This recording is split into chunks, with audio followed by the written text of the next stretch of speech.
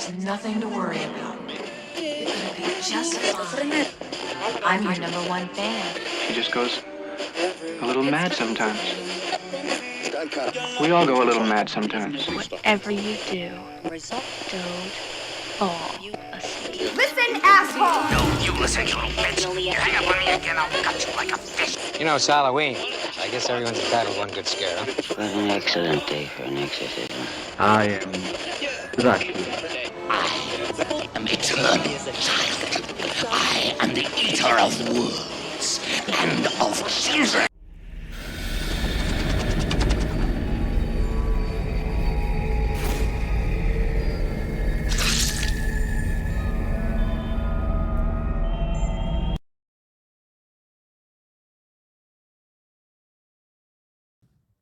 Beautiful way to transition in.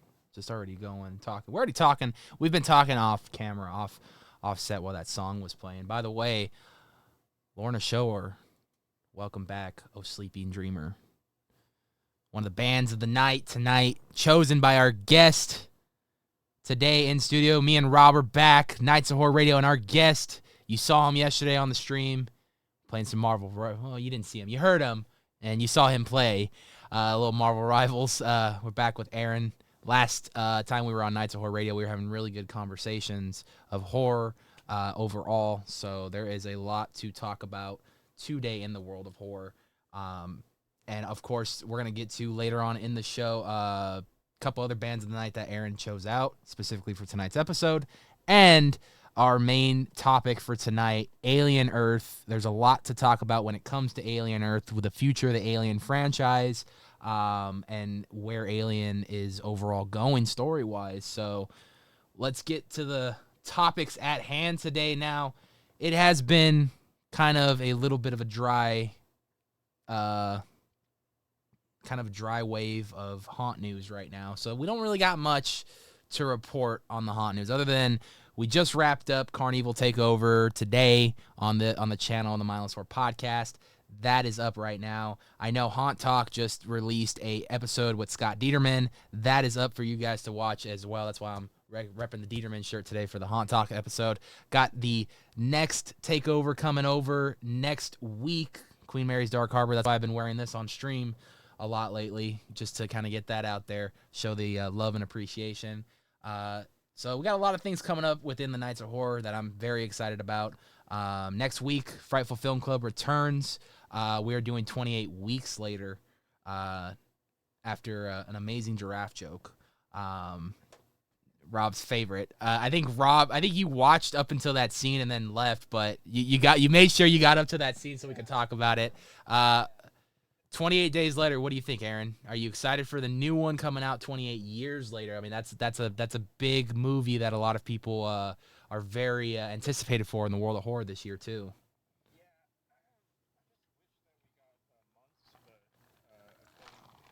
That's what I keep saying. What happened to months? What's going on? Like, what I was told, I don't know if this is like actual, like factual, you know, but apparently during like, because it was supposed to come out, it was like in the works, but apparently during like that point in time, I guess companies were taking over or changing like CEOs or whatever, and they scrapped the whole thing.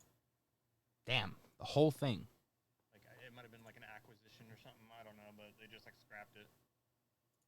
Hold on 1 second. Why am I not getting any audio out of here? What the hell? Audio just disappeared like you threw you mid-conversation. That's just great. How did that happen? Or has it been off this whole time? No, it was mid-conversation because I saw the bar move. That's always fun. Don't you just love technical difficulties during a live stream? Yeah. It's my favorite thing. Rob, we're famous for that here.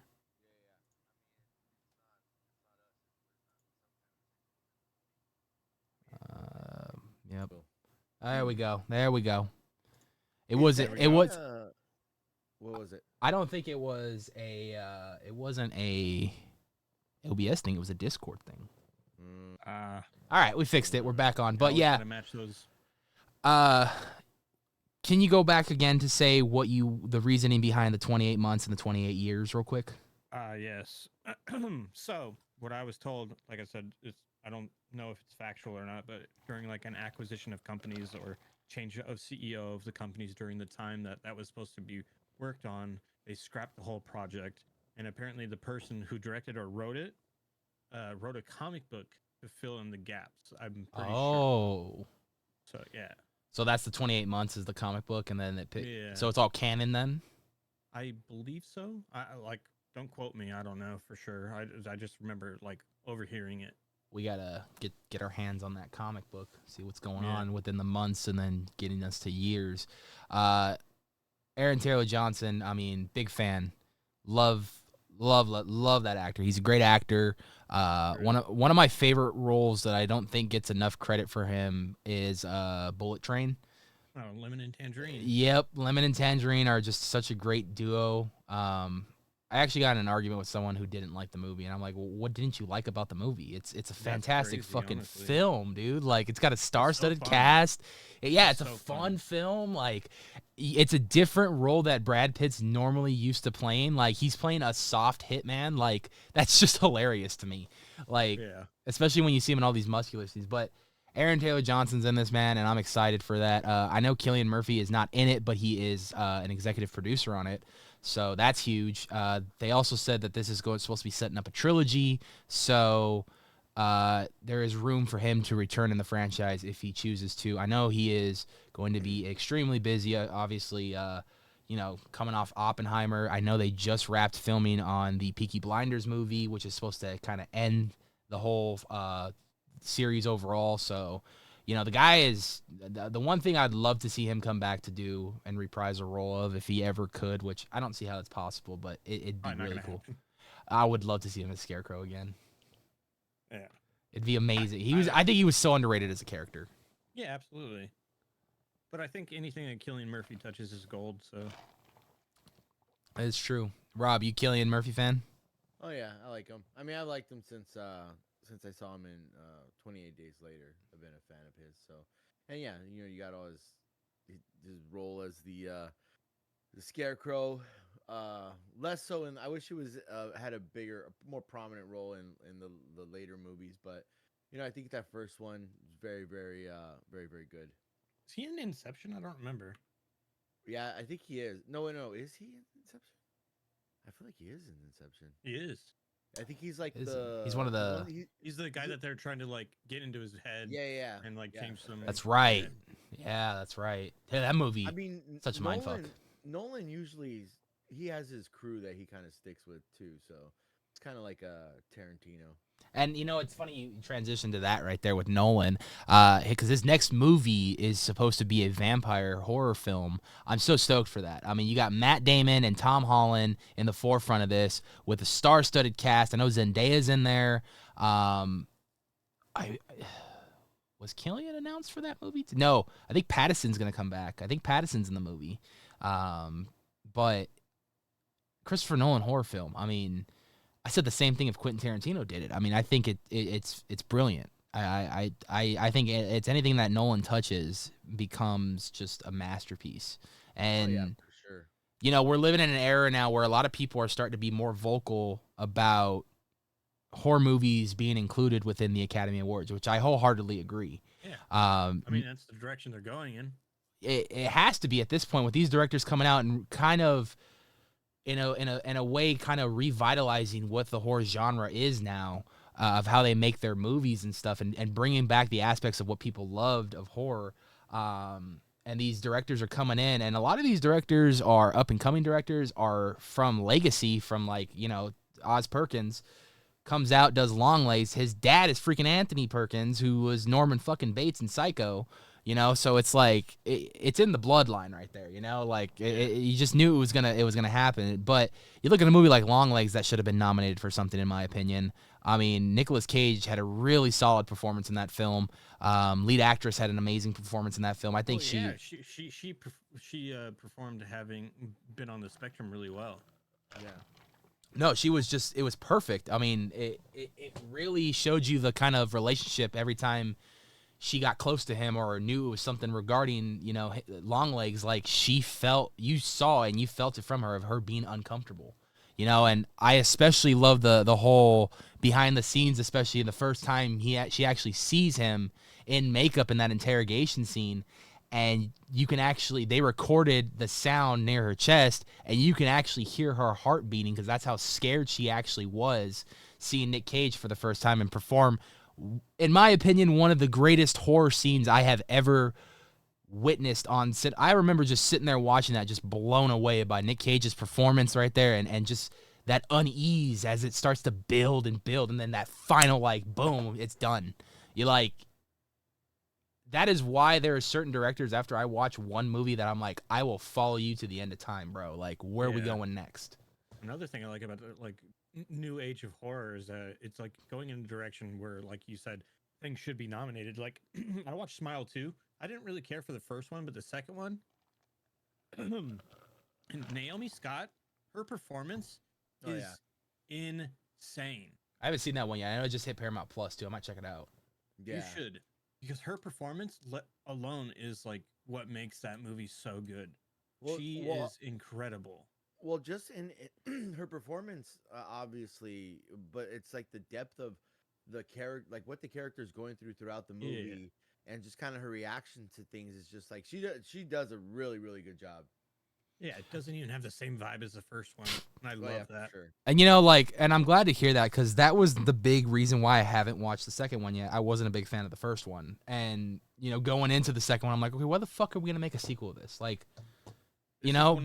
This is one of those very rare occasions where a sequel is better than the original. Well, and I love to hear that, of course, because, you know, it's one of those things where, you know, I knew also Jack Nicholson's son had a role in this as well. Like, and a lot of people have been comparing his smile to Jack Nicholson's smile, of like how he can do these, you know, roles, or if like they were to reboot things, he could probably play these roles like his dad did, you know. So there's so much, seems like, up and coming talent that were in that movie, and it ironically happened to be better than the original. And that's great to hear, because again, a movie like Nosferatu, I still haven't seen it yet. It's on my list. I'm probably gonna buy that tonight, actually, so I can watch it this weekend. But and it's funny, because I just thought about this. The first time I'm gonna watch it, it's gonna be the extended cut, so I'm not gonna know what the original theatrical cut ever was. I'm going straight in for the extended. You're gonna know the better one. You know what's funny about that is I've been like every day, like I'll log into Fandango. Like, is it there yet? He's waiting for it. I heard Bill Skarsgård puts on another masterful performance that he usually does, like he did with Pennywise, like he did in Barbarian, another movie which I thought should have got nominated for an Oscar. But I just I think what's done with this, my dad watched it. He said it does a really good job of not only paying homage to that original film, which they do a lot of shot for shots for that original film, but it also pays tribute to Bram Stoker's Dracula as well. So you see some stuff that were in the book that they kind of included for this story. Because if you remember that original movie, it's about an hour long, maybe even less. It was a silent film, so there wasn't much story to it. So this was a complete, from the ground up, reimagining of Nosferatu, and I think they, from everything I've heard, everything I've seen, I've even seen what he looks like, I think they've stuck the nail in the coffin with this film, and this is the true, and this is coming from Robert, what was his last name? Eggers. I know him from The Witch, from The Lighthouse. He did what would say that again? Northman. There you go. Great movie. You know, and this guy is just so great at doing these period pieces that I think he even came out in a statement and said he's not going to make movies that are like present day. He enjoys making those period pieces because it not only arises that challenge, but he loves that nostalgia of kind of having people go to the movies again and feel like we actually kind of shot this on location. This is actually like we took the time to build this to make it look 18th century or something. You know what I mean? Like, there is a lot going on with how these directors are going in. I think a lot of these directors are also tired of the fact that, let's be honest, guys, the film business has not been as good in the last 10 years as it used to be. Now, don't get me wrong. I'm not saying everything's been shit. But there has been a lot of negative, and you got to admit that. And Marvel is a perfect example of it. I mean, let's be honest. This multiverse saga just didn't do anything. There was like a couple great for the most part, it was miss. They dropped the ball on a lot of things. Everything's getting rushed. Everything. Well, that's why I'm looking forward to Brave New World and Thunderbolt. I'm not having high hopes going into Brave New World. Just putting that out there. My expectations are extremely low for this movie because of how much it's been through as far as reshoots, test audiences. I heard that Red Hulk's not even really it. Like everything you've seen in the promo for Red Hulk, that's basically all you're going to see in the movie of Red Hulk. Well, then I guess I have to retract my statement. I'm looking forward to Thunderbolts. Yeah, I'm looking forward to Thunderbolts too. Maybe we'll get more Red Hulk in the Thunderbolts. That's a surprise, hopefully, because I know in the comics that's kind of that's his team right there. So, we're already getting the character in Brave New World. So, but again, back to horror. I mean, you think you're looking at all these movies that are coming out this year too. For example, one that I think really caught my attention for coming out this year, something that I'm very curious to see how it revives the genre again and revives the franchise, is Final Destination Bloodlines. Most recently, if you guys saw, they're working on composing and editing right now. They're in the editing room doing it. And they finally wrapped. Everything is done. The movie is complete. They edited it all. Credits, everything is done. Now, this is going to be an interesting movie. Final Destination has always been an interesting franchise, trying to keep true to connecting everything as much as possible. I think obviously what makes those movies, and anyone can agree, is how the deaths are, how gory they can get, how innovative they can get. It's a whole new. I think it put a lot of fear in a lot of things for a lot of us growing up. Let's just put it that way. That for the longest I had a fear of getting on planes. I still have a fear of getting on roller coasters, but I'll get on them. I have a fear of being on a fucking freeway behind a fucking any kind of truck now. I think everybody does. Everyone does. You're like, I'm getting in the other lane, bro. Like 2 lanes over. Freeway. Like, I mean, I think, but on top of that, it's had such good storytelling to the point where, not all of them have been great, but we can all agree that within the ones that weren't even that great, the deaths were still entertaining. It's still fun because Yeah. no matter what. So the only thing that I'm sad about with the new Final Destination coming out is obviously the originals were, like you said, like some were good, some were like whatever. But the thing about all of those movies is that Tony Todd was in it. Yeah. Yeah. Did you play Indiana Jones? He's in that. I didn't know he was going to be in that game, and he's like one of the main villains. I haven't beat it yet. I'm still in the very beginning, but like I saw that and like legit, it was like honestly like a month after he passed, and I'm playing the game not knowing. I see him, I'm like, no fucking shot. This is one of his last projects, bro. Like that is awesome that he'll forever be immortalized in a fucking amazing video game. Yeah, I'm really bummed that he passed because like he ended up not showing up to Midsummer. I know, and you know what's funny about that? I told Hayes, I was like, hey. And we were talking about this like a few months before he passed. I was like, hey, the next time we go to a convention and Tony Todd's there, that's the next person I want to meet. Yeah. I was there to meet. And I had so many opportunities. Yeah, I was there to meet only 2 people that weekend. It was Roger L. Jackson, which I got to. It was awesome. Amazing. And then Tony Todd, but he never showed up, unfortunately. Yeah. Yeah, and Rob, you and I ran into Tony Todd a few times over at Halloween Depot.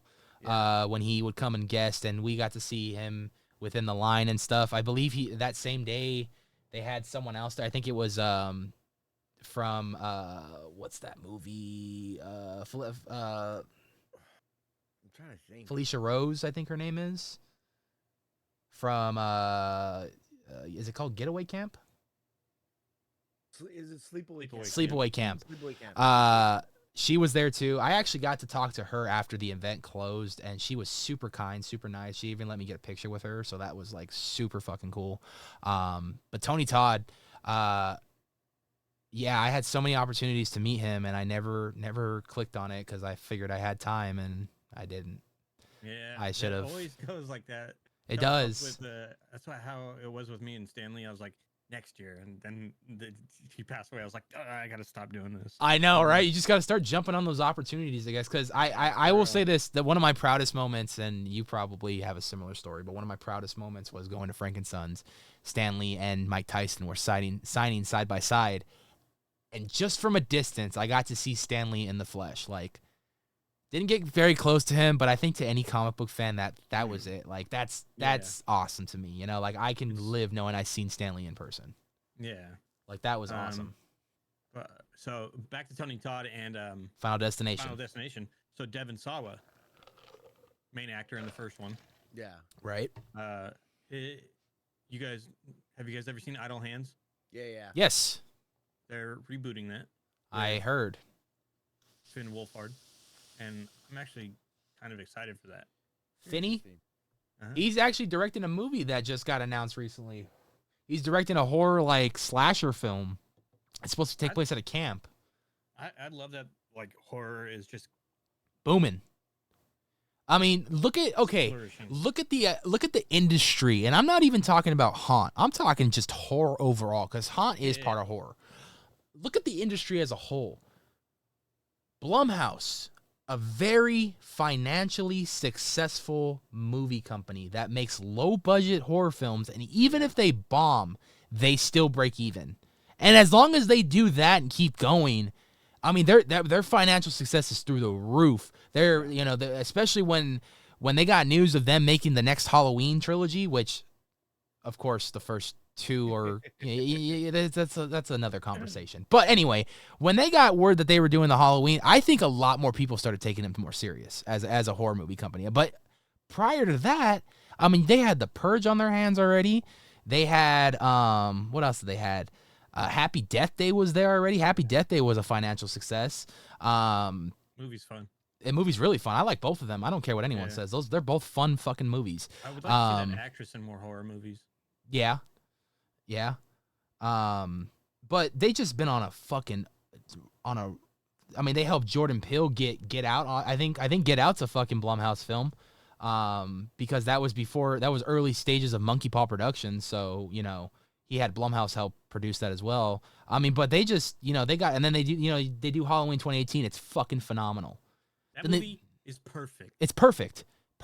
That's how it should have ended. And then they did Halloween Kills, and I'm like, story's not good, but the kills are fun. Kills are fun. They were like kind of like giving it a little. I was like, okay, that's Michael Myers. He's pretty brutal, yeah. And then Halloween Ends comes out. And I'm like, what the fuck is this garbage? It is the worst. I think movie. I like Rob Zombie's Halloween 2 over that shit any day. Oh, yeah. I will go that far to say that statement. That's how much I didn't like Halloween Ends. I mean, I don't even know why you call it a Halloween movie. Michael Myers is in the movie for a total of like 10 minutes. Yeah. It's terrible. I fucking don't get it. I don't even know the fucking direction they were going. They're like, what we should do? Let's make this slasher kind of psychological. No. Let's make it a fucking chick flick. I'm like, let's not. Let's make it about this boy who just like looks at Michael Myers and then all of a sudden he wants to be him because they had this weird psychological connection. Dude, when he put on the costume, okay, mind you, I never went to the movies to watch this movie because I started hearing the fucking terrible reviews on it. And at that point, they knew this movie was probably going to bomb, so they put it on Peacock as well when it came out. You remember that? Yeah. I watched it on Peacock because I was like, I'm not wasting time. Even though I had A-list, I'm not wasting a slot. I'm just not going to do it. That's my gas money right there. Yeah, for real, bro. And dude, I remember when I saw him put on the Michael Myers costume, I almost turned the fucking movie off. I was like, what the fuck is going on right now? I was like, David Gordon Green, Danny McBride, what the fuck happened in the writing room? What launched this trajectory to come to this disaster of an ending? I swear they were like, what would be really sick if we made this not about Michael Myers. And then when we do show Michael Myers, it's gonna be old man Michael Myers. It's not even just that. We're gonna kill him off too. And then they try to kill him off in a fucking shredder to destroy him for good. And then what happens the very next year? A23 over here is like, hey, we're interested in reviving Halloween again. Other fucking production companies like, hey, we want to get in on this too. They're making a fucking video game based around the first fucking film, which is supposed to be an actual story-based video game, not just one of those fucking Dead by Daylight type slashers. No disrespect on Dead by Daylight, but you guys know what I'm talking about. Give it all the disrespect. Are you over the game now? That game has run its course. You done? Yeah. You were a goat on that game too. You do not want to play up against him as a killer, Rob. He'll make you cry. He made me cry a lot. I think I played that game once. Yeah, it's enough. Going to Killer Clowns from Outer Space. Dead game. Hey.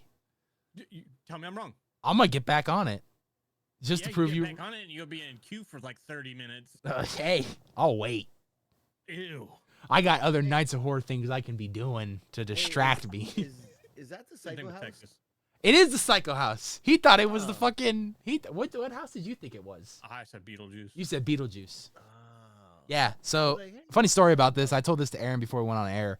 A teacher was throwing these away. If you guys don't know, I'm a custodian. Teacher was throwing these away. Had students made these for a project. And there was like 3 of them in the trash can, and I was like, "This is the best one. I'm taking that home. It'd be a good decoration."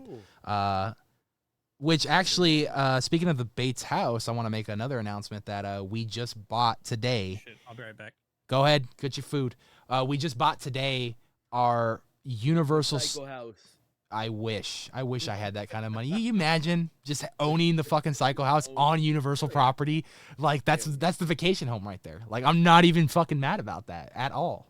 Like my backyard's just a fucking giant plane crash. Just hanging out in the window waving at people. Just this beard kid like this the whole time. They're like, "Who the fuck's that?" Like, no, we got an annual pass.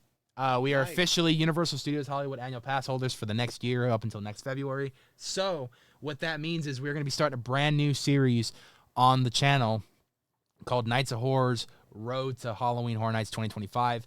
And what that means is I haven't done it in some time, and I'm very excited to be getting back in the parks and doing it again. But construction updates. We're going to be doing construction updates. We're going to be going and doing videos maybe before construction even starts to kind of give predictions and just to kind of maybe talk Horror Nights history inside the parks. That could be a lot of fun.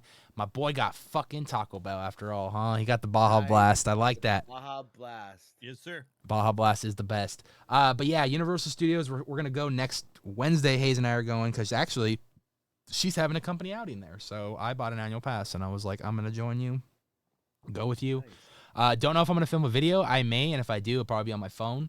But yeah. Well, we're gonna get back into construction. I'm excited, man. I miss doing construction updates. And then if all goes to plan, we're looking at getting a Knott's pass from March. So, which is perfect timing because I hear a lot of March Madness is coming around the corner, and Nights of Horror has never been to our March Madness. All the years we've been doing this scare acting. What'd you get? Nacho fries? Well, nacho fries slap, bro. They got a nacho fries, like steak nacho fries now, like where they put like steak cheese in it. Dude, I had that the other day. It was so good. You know what's really good from Taco Bell that you wouldn't think? What is that, Aaron? They're goddamn chicken nuggets. I tried them actually. I thought they were really good. Yeah, they're really good. Thought they were really good. Rob, we need to get you some annual passes again, man. Yeah, I want to. Did you go to Knott's a lot or no? I'm trying to think. When I had the Knott's pass, you know what? I did because I wanted to make that meal plan worth it. So I went. I'm thinking about getting that. Is it worth it? If you're there, because I think it was like $120. I think maybe 150. But yeah, no, because we would go and we would take our niece and nephew. So there'd be times like I got the food and I ate it, and then or like I wasn't hungry, so we got the food for them, and they ate it. And there were times we just went and got food and just walked around the park. So I mean, you know me. I'm only going for. I want to start getting more Knott's construction out there because I don't feel like a lot of people do that, and I feel like the people need to be informed with Knott's Scary Farm. Knott's Scary Farm is a big haunt too. it is. I love Knott's Scary Farm. I think, but here's the difference between Not Scary Farm and like Horror Nights. I think, not that no one cares about Not Scary Farm, but Not Scary Farm is going to bring back the majority of their mazes. Whereas Horror Nights, it's gonna be something new, so everyone's just more like, well, what are they gonna bring? Where it's Knots is we all kind of have an idea, like okay, like they're probably bringing back Mesmer. They're gonna 2 bring new back mazes, this. okay? But okay, now here's always the question with knots every single year is what 2 mazes are coming in and what 2 mazes are going out. Yeah. True. They always stagger them. Which I think this year, if we're going on based on, here we go. We can talk a little haunt news before we take our next break. I think this year going out is Origins and Mesmer. I mean, like Origins this is its last year. Yeah. I think it's well overdone its course too. It's a popular maze. It is. You know what? It didn't hit for me this year like it did normally. Still enjoyed it. Talent changes the whole vibe of a maze. Yeah, I definitely. I didn't. I don't know. Just, but I could see that going. I think Mesmer's gonna be here this year and next year. I think we got a couple more years with Mesmer. Trying to think of other mazes that they would get rid of. I mean, I don't think Room 13 is. Nah, Room 13 just got there, bro. That's only on its third year at this point. Yeah, but the problem is that it doesn't do well. Yeah. Room 13. No, hold on. That's a lie. This year, Room 13 was fucking packed every single year or every single night that we went. Because I remember looking at it because just hanging out and going 20s. Number one. Number two, I think Room 13 in 2024 was way better than Room 13 in 2023. And that's because they actually mixed the soundtrack this time and they actually added more audio stuff within the maze to kind of sell the story more. This time around, I thought Room 13 was a lot better than the first year. Okay. Those are things I noticed. No, that's good. I agree. I think the Room 13 was probably better this year. But well, and you remember though, Rob, I was constantly preaching that last year. I'm like, Room 13 needs to add something with the audio. The audio is just fucking repetitive. Yeah, it did very it almost like put me to sleep. It was just kind of the same. Just a bass. Yeah, it's like yeah. Fucking cello over there, just boom. Yeah, it lulls me to bed. I was just like, let's take a boom. But I don't know, man. I mean,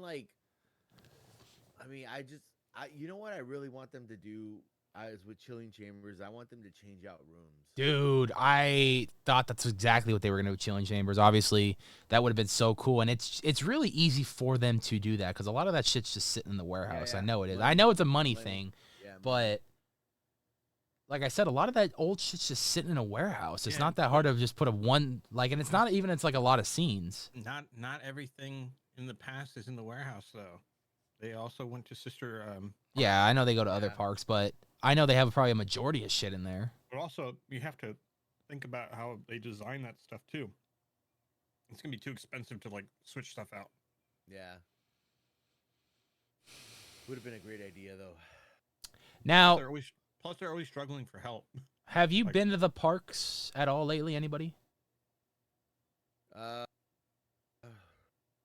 to think. No, I think the last time I went to Knott's was like right before the new year, like December 27th or 28th. Okay, yeah. So I was gonna say, like, if anyone can chime in on that, or if anyone knows, but maybe I'll find out for myself. But I wonder if anything. I think Mesmer is still up. Mesmer just kind of stays up all year.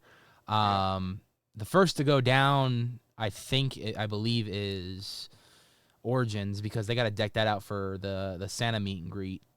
Origins and what's the one over there? Cinema Slasher. So I heard Cinema Slasher's got to go down too because I think they use that hall for New Year's.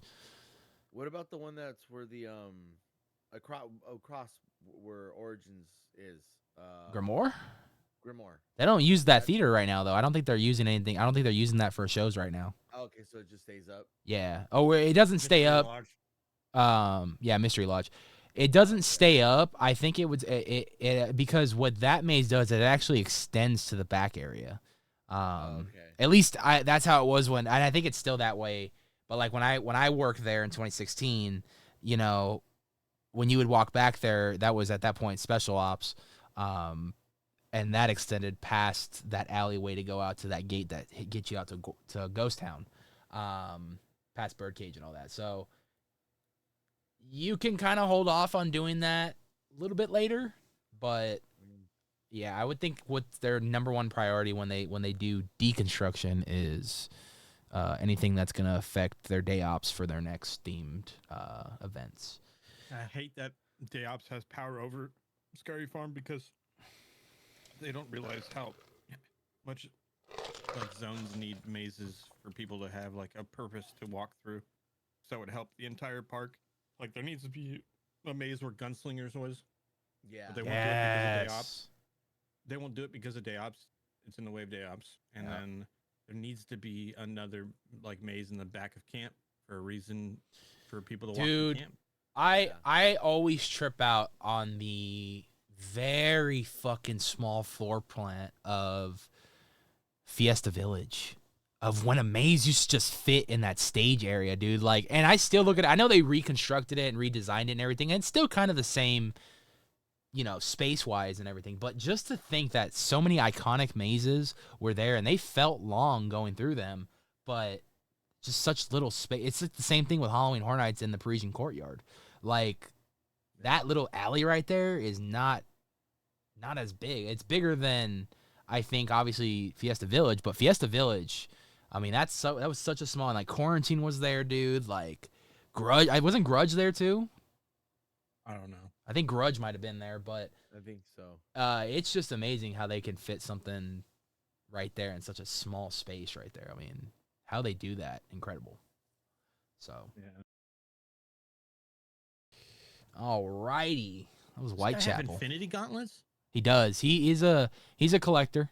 It's like us. I have those exact two as well. He's got 2 lanterns. We gifted him that Nights of Horror little banner. I have one for Sammy too, but I just haven't been able to give it to him because he lives in another state. Welcome back to Nights of Horror Radio. Hope you guys enjoyed some Whitechapel to wake you up on a very early Thursday morning. That's what we call late night radio. Hey, Aaron. What's up? You heard of this new horror movie called Presence? I haven't seen the trailer for it, but everybody keeps going, hey, have you seen the trailer for this movie? Like about like a POV of a ghost? I go, no, I've never seen the trailer. I have a clip, and I think overall, this is beyond just another paranormal supernatural movie, in my opinion.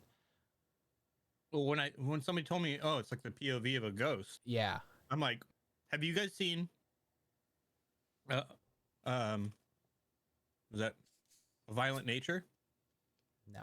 In a Violent Nature? In a Violent Nature. Have you guys seen it? I haven't. No, I haven't. I haven't seen it.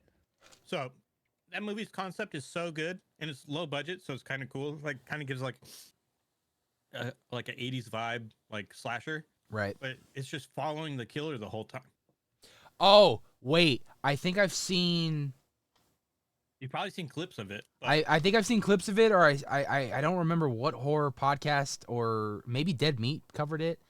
But yeah, no, Dead Meat did cover it on a kill count. But yeah, the whole movie is like you just see the killer, like, and he's walking in the woods. He's like spying on people. However, that approach is very good. I think the way they did that and the way they shot that, and that's a whole nother kind of separate thing compared to this. Similar concept, separate idea. We're talking about Presence, by the way, Rob. Wait, did either of you see Presence? I just haven't seen it. I want to watch it. We haven't seen it yet, but I want to talk a little bit about the buzz it's been getting. And I got a clip we're gonna all take a look at right here in a little bit. But I was just bringing up the fact that I think the idea and the concept for this film is absolutely brilliant, incredible. From what I've seen footage-wise, as far as trailers go, clips, the cinematography looks incredible. It looks realistic. Like, it really does look like this was something that was not shot as a film, but this is actually a family going through this and everything. And I think the way it's shot, the way it's written, everything is just amazing about it. I cannot wait to see this movie. I mean, we've seen some pretty crazy stuff in the trailer that happens with this thing. And I think the idea of this you're kind of seeing the entity watch the family kind of mentally break down is what I'm getting from these clips and stuff of what's going on in their house and how a family does go through a lot of mental changes and shit when something like this does happen and affects them pretty impactfully. So we're going to take a look. This was described as a horror movie shot from the perspective of a supernatural entity, and it currently has an 89% on Rotten Tomatoes. It might have gone up, might have gone down. It is now in theaters right now. Lucy Liu was a big name drawn for it, and I think that that's incredible that she's diving into the horror world right now. So It's booming. it's booming, bro. Everyone wants a piece of it, and I don't blame them. So I love it. I'm going to share the screen for everyone to watch. I have this clip loaded up right here on the Twitterverse. Let me share this real quick. Here we go. And this is just a quick 30-second clip of the film. Maybe it could sell all of us into something as to what's going on. And let's take a look. What are we gonna? Just give me a second. I'm not Just going let back me in there. think for a minute. Are you serious right now? Fuck off. I need this. So when do you smoke? 2003. Cigarette doesn't stand a chance. How can you be so fucking calm about this? I tried to tell you. God, you're even fucked up when shit's crazy. Hey, you know what? You come at your sister like that one more time, and I'm gonna come at you. No, I am serious. Get off her back and stay off it. And it wouldn't kill you to stand up for her one time. All right, one time.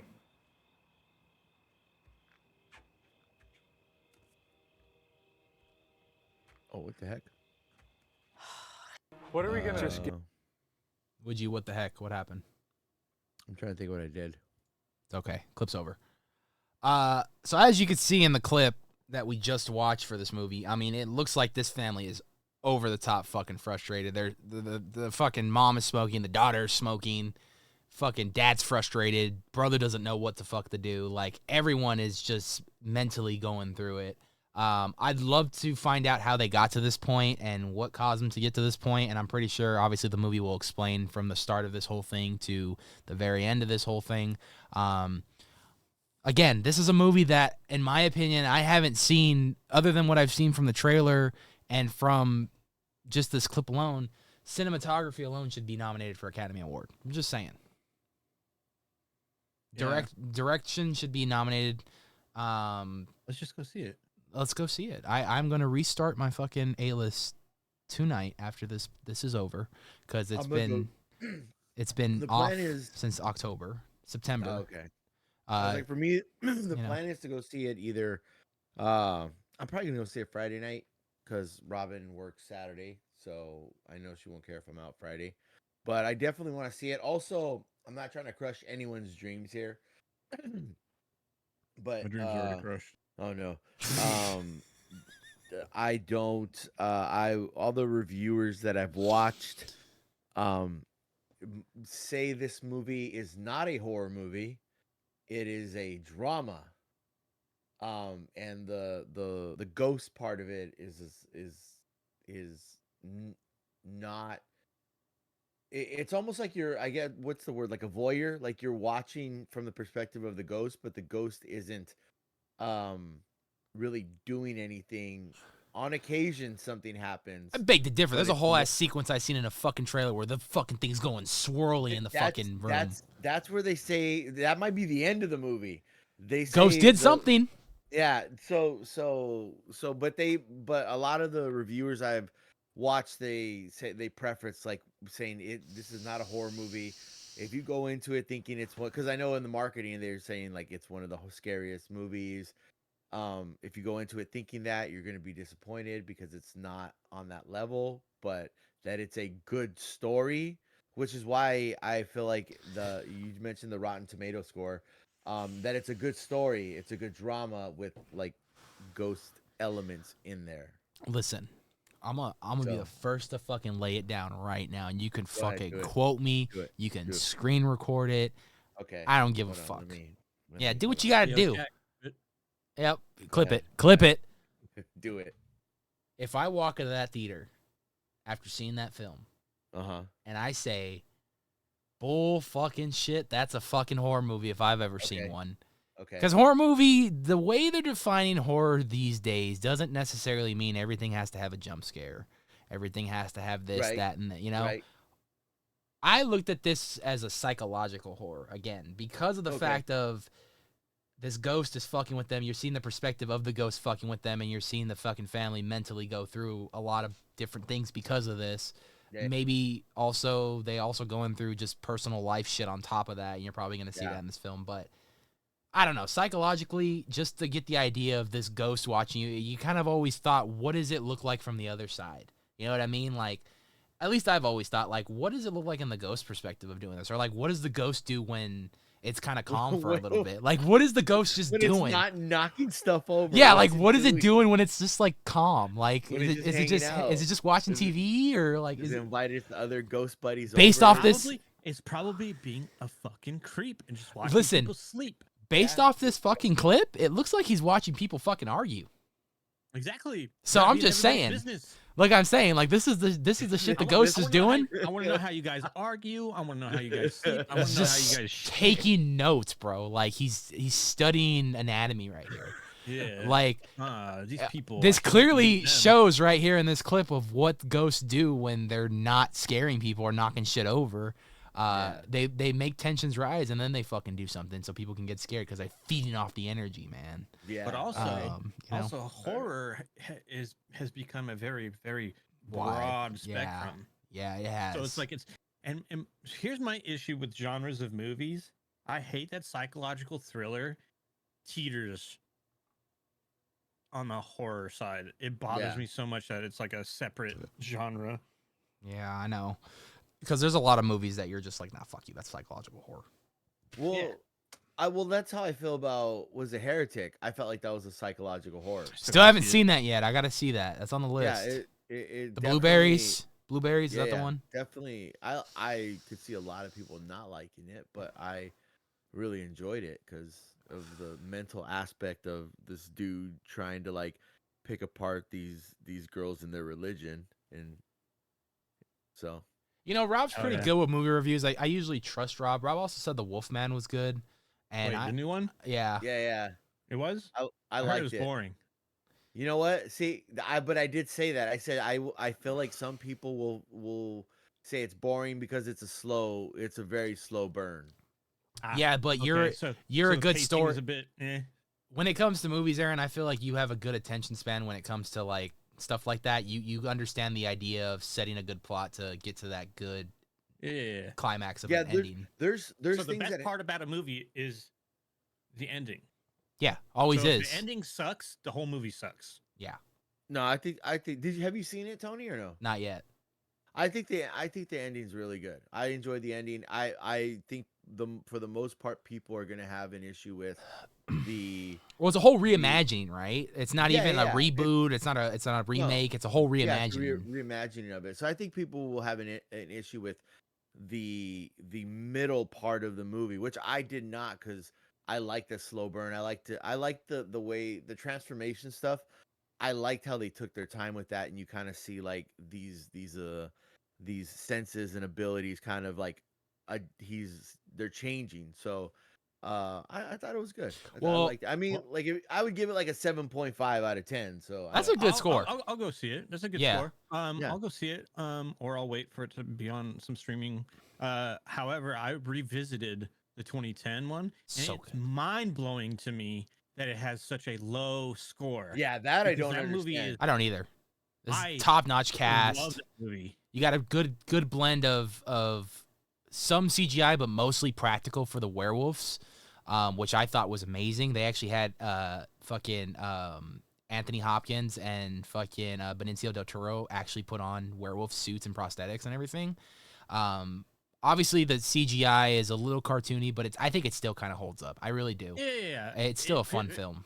It was 15 years ago, but that movie it was so long ago. Yeah, good. I think it's more, in my opinion, too. I liked it because it felt very like it was like a horror movie, but it felt like Shakespearean in a way. Yeah. Like I can agree with that. It's very in a good way too. It was like a Shakespearean horror film that you just didn't want to stop watching. And then that ending, what pissed me off is the fucking ending because it has a massive cliffhanger, and I'm just like, well, we never got that sequel. Yeah. But you know what, Lee Winnell, I love him. I know it's controversial, but a lot of people didn't like his Invisible Man. I fucking loved it. I thought it was a great telling of how you can do an Invisible Man in today's world, especially with everything we have access to technology-wise. It only makes sense, and it only realistically makes sense if that's how you're gonna make an Invisible Man, is through technology these days. Obviously, when the original one came out and it was a mad scientist and it was chemicals and stuff, that sold in the 30s. That fucking filled seats in theaters in the 30s. It's still an iconic film. We even talk about it to this day. We love it and I all like that the stuff. new one with the little cameras and stuff. I think Yeah, it's brilliant. It's such a good fucking film, and it's so, again, it's another psychological horror where it's like, you don't know whether or not she's going crazy or he's fucking with them, but you secretly know she's getting fucked with. Everyone around her just thinks she's going crazy. I love the dinner scene. Like When at he the just restaurant. slices the throat. Yeah. Wasn't that her sister, You're like- right? Yeah. Yeah, dude, You're like, I can't believe he just did that in the middle of a fucking restaurant. Yeah, that was a shock value that was just.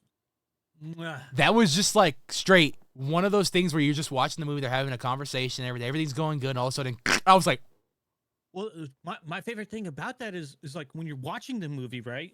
You kind of like teeter on like, is she crazy or is he really invisible? And you in the back of your mind, you're like, maybe she's just crazy. And then you see that scene, you're like, I fucking knew it. Like, what the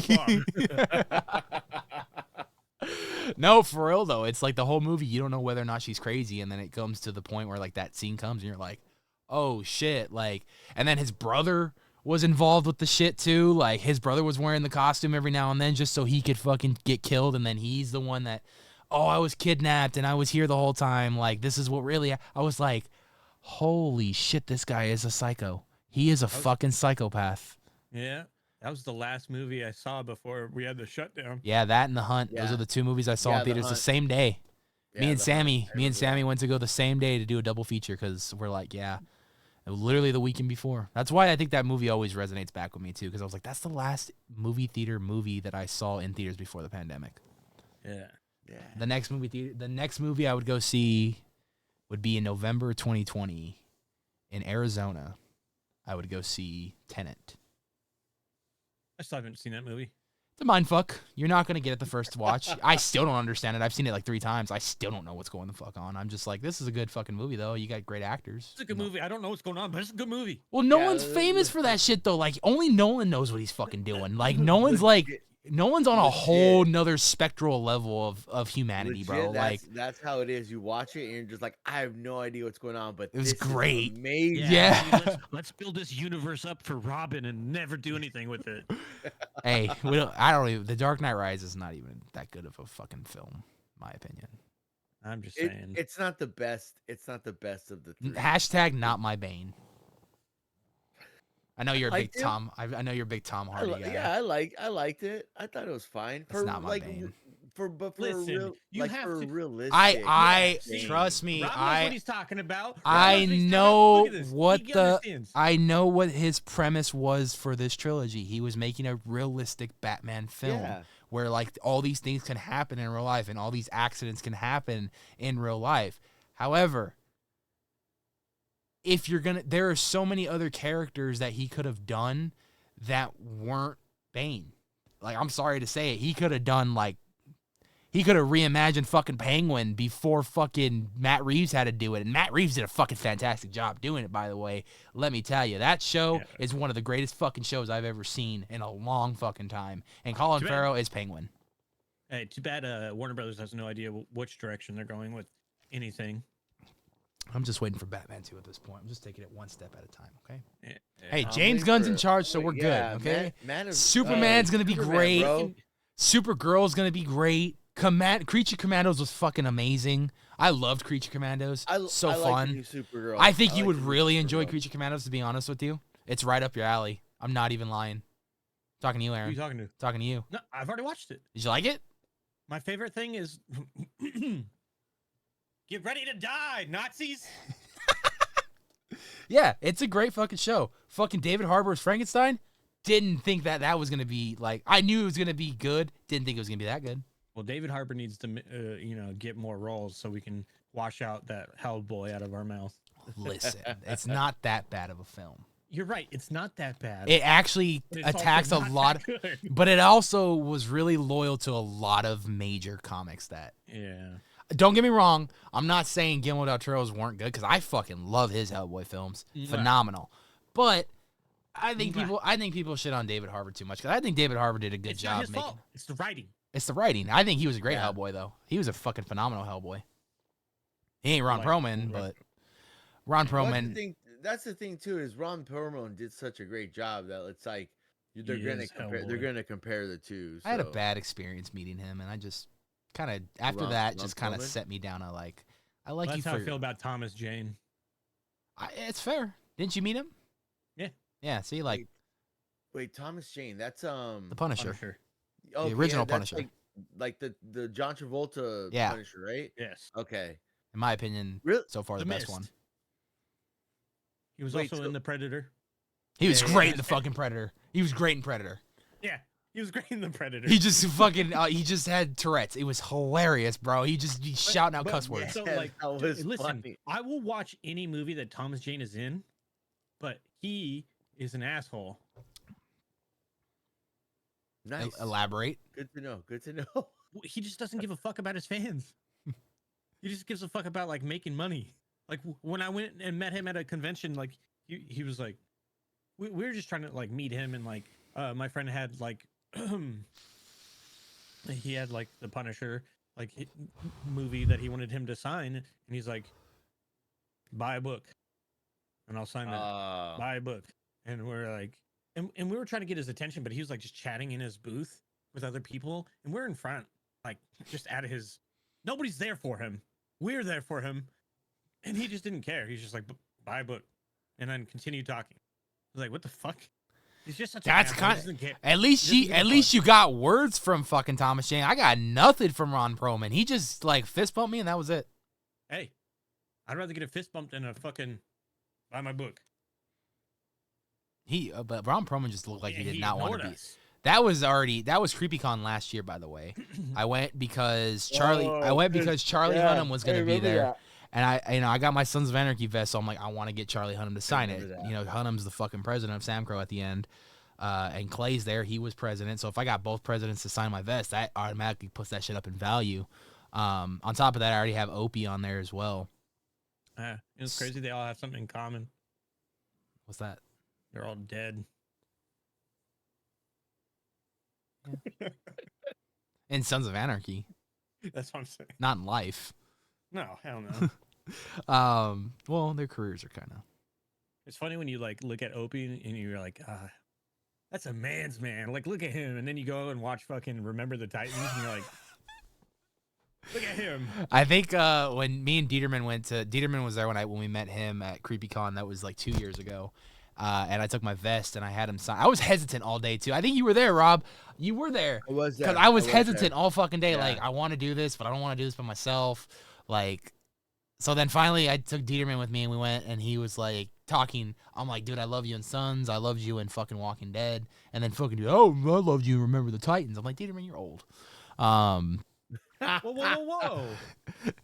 I'm just making a joke because Dieterman is old. Yeah, he is old. I watched Remember the Titans too. I know. That's the first time you've ever heard that before Guardians of the Galaxy did. That was the first time you heard Ain't No Mountain in a movie. It's probably been in other movies, but that's the first time I heard it in a movie. But doesn't he die in that movie too? No, he gets in a car. He gets in a car accident though, right? Yeah. It's a fucking Disney movie Left too. Side, strong side. Isn't that based on a true story? Yeah. Anyway, yeah, I met him. He was really fucking cool. He was very nice. Met Perlman. Perlman was, from what I heard, hungover. And I'm like, yeah, good for him. But I heard he also didn't. I also heard he didn't want to be there. So I'm like, why would you? I know you need money, but like, why would you come to a convention if you don't want to be here? Like, anyway, it was already a disappointment because that was the day I waited 3 hours in line, and midway they were like, Charlie Hunnam and dude, Nev Campbell and Matthew Lillard are done signing for the day, and I'm like, I remember you. Yes, sir. I think. Let me see. Are we back on? Are we back on the air? Maybe. Oh, it looks like we're back. Possibly. All right. Oh, Mom.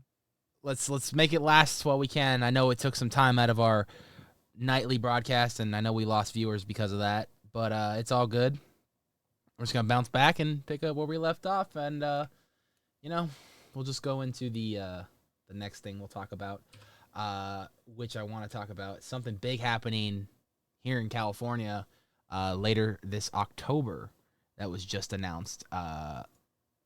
The greatest of all time when it comes to filmmaking, scoring, writing, directing, producing.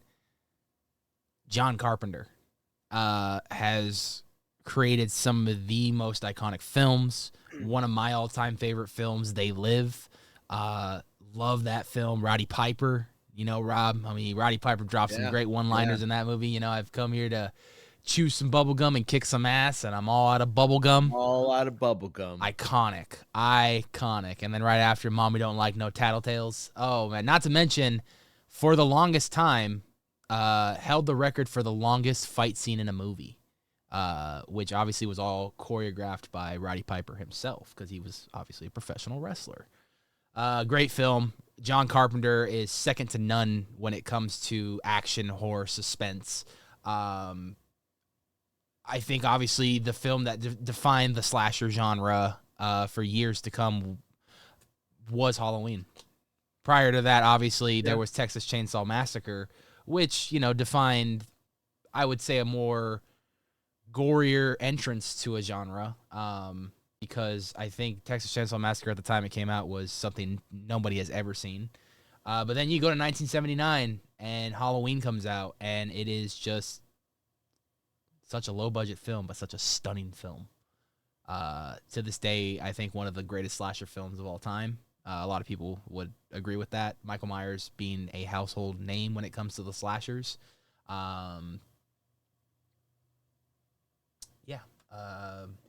I would say better than Ghostface. I just did that to get a rise out of Eren. What'd you take on that, Aaron? Depends on movie.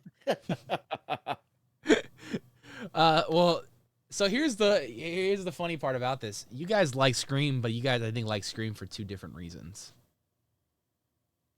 I don't just like Scream for Nev Campbell. Don't fucking lie. That's like 80% of the reason why you watch it. She's the main character. She's in her fucking peak beautifulness in that movie. That is true. She still looks good today. I'll give her that. But you gotta admit, that was like that peak, like sexy kind of like playing that teenage role. I agree, 100%. I said that like 5 Screams ago. She shouldn't have made it past the first one, in my opinion. When were you That's born? just me. When was I born? Yeah. 98. We get it. You're both old. I get it. Whoa. I'm just saying. Listen, okay? Scream 1, masterpiece. Fucking masterpiece. Wes Craven did it again with the horror genre. Well, Scream 1 also kind of revitalized the slasher. It did. Genre. And so- who Horror better in to general. who better to reboot the guy than the guy who did the original is now rebooting the fucking genre that he helped create. Yeah. With the slasher mod. You know what I mean? Like, who better to do it than Wes Craven? Wes Craven, in my opinion, will always go down as one of the greatest horror directors of all time. I mean, if you think otherwise, you're just an idiot. I would honestly put him on a Mount Rushmore of horror directors. He is up there for sure. Him and Alfred Hitchcock are for sure up there, in my opinion. And back to John Carpenter. John Carpenter is also up there.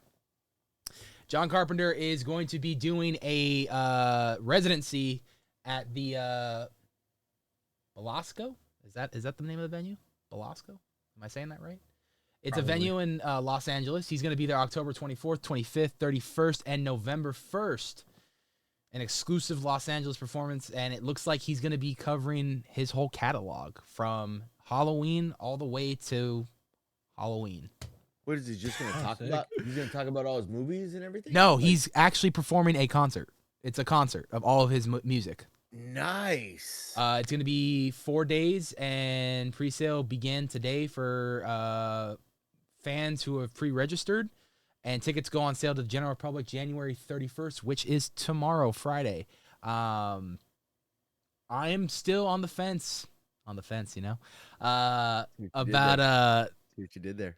I kind of want to go because John Carpenter's music is part of the reasons why his movies were so great, in my opinion. You know, the guy is a jack of all trades.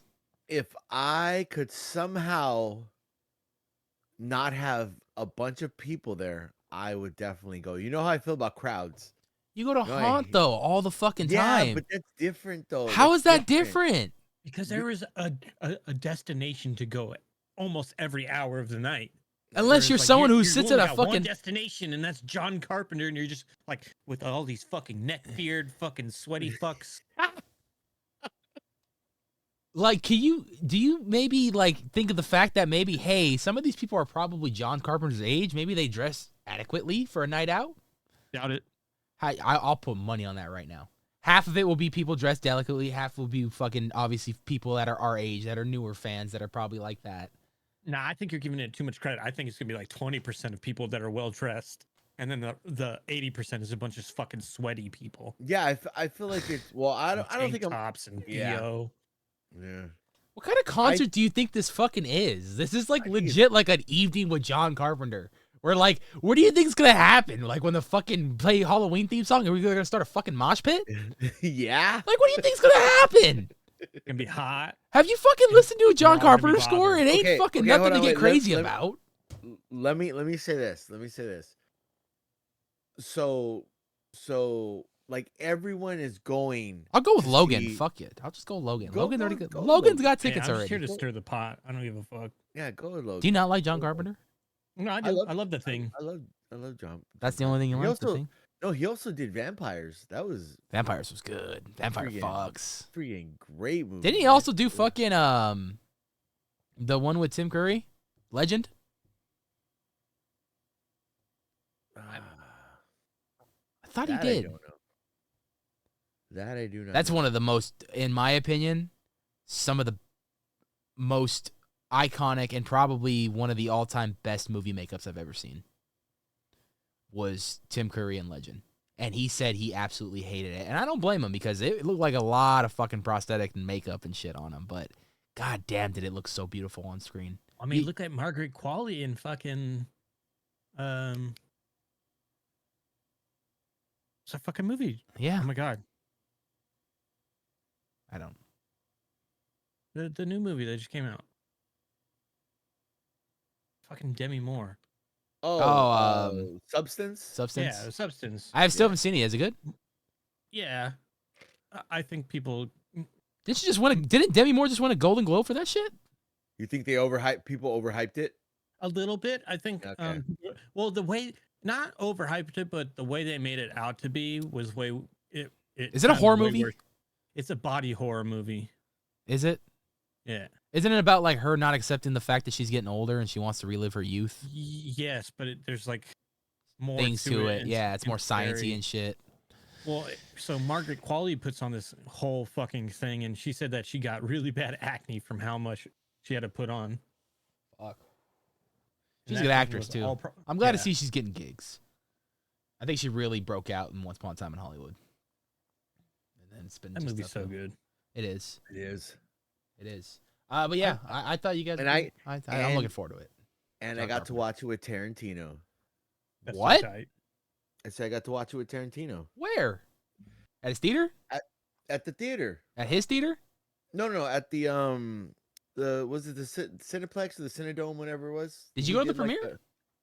No, he did he showed up like unannounced to promote it, and me and my buddy Adrian were there. We got like early access tickets or whatever, and he just was like, "Hey guys, I'm here," like, you know, and he sat like 4 or 5 rows behind us. Homie, the closest I ever got to meeting Quentin Tarantino was when he filmed at one of our schools in our district for Once Upon a Time in Hollywood. The scene specifically where Bruce Lee fights Brad Pitt's character. That was all filmed at Excelsior High School. That's cool. I begged. Hey, you wanna get- Dude, I was a sub. I begged my fucking supervisor. I'm like, put me on that assignment. I will not fail you. I will make this district look golden, bro. I will fucking Quentin Tarantino asks, he tells you anything, you do it. No phones on. And you know what? He said no phones on set, right? And that That's more than fair. It's a fucking Quentin Tarantino flick. Yeah. Nothing should get out. Everything is confidential, and I agree with it. This fucking sub pulled out her phone and started taking pictures, bro. Quentin Tarantino saw that shit, threw her off the set. They assigned a new sub. Yes. It wasn't me. Should have been me. Should have been you. Dude, you want to get his attention? Just have fucking no Hayes. Just have Hayes show her feet. Hey, watch it, man. That's my girlfriend you're talking about. Exactly. He's not gonna want to look at your feet. He may have a thing for guys' feet too. I don't know. I've seen a couple barefoot guys in there. Obviously, he's not focusing too much on that. Those close-ups are all female feet. Just saying. Hey, man, listen. Hey, a little foot didn't hurt anybody. Come on now. You want to meet him? She's got to pay. Man. Congratulations to Alien Romulus, Academy Award nominee for Best Visual Effects. Hope it wins it. Deserves it. Deserves more than that, but at least it got one Academy Award. Fucking, what's his name? I think it deserves more. David Johnson needs to get, like, I don't know, best support actor or whatever, because he is incredible in that movie. Being able to play the android. Yeah. Being able to play like a very intellectual version of that character, and then one that like kind of like struggles with like anxiety and stuff. He plays it so well, and he is the star of the show. See him in the sequel, yo. Star of the show. He is incredible. It's a movie, but okay. Show's Alien Earth. We're gonna talk about that a little bit later.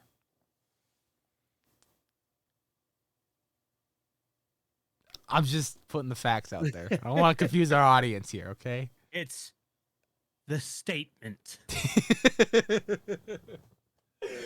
I think Alien Romulus was an incredible Alien film. It really brought you back to the old school way of loving what we first saw when that very first Alien movie came out. And none of us were alive for it, but just watching it for the first time and not knowing what's going to happen for the first time watching it. And then that scene at the very end of the jump scare. And I to this day, I constantly praise that not only does that movie still live up to this day, that movie was way ahead of its time.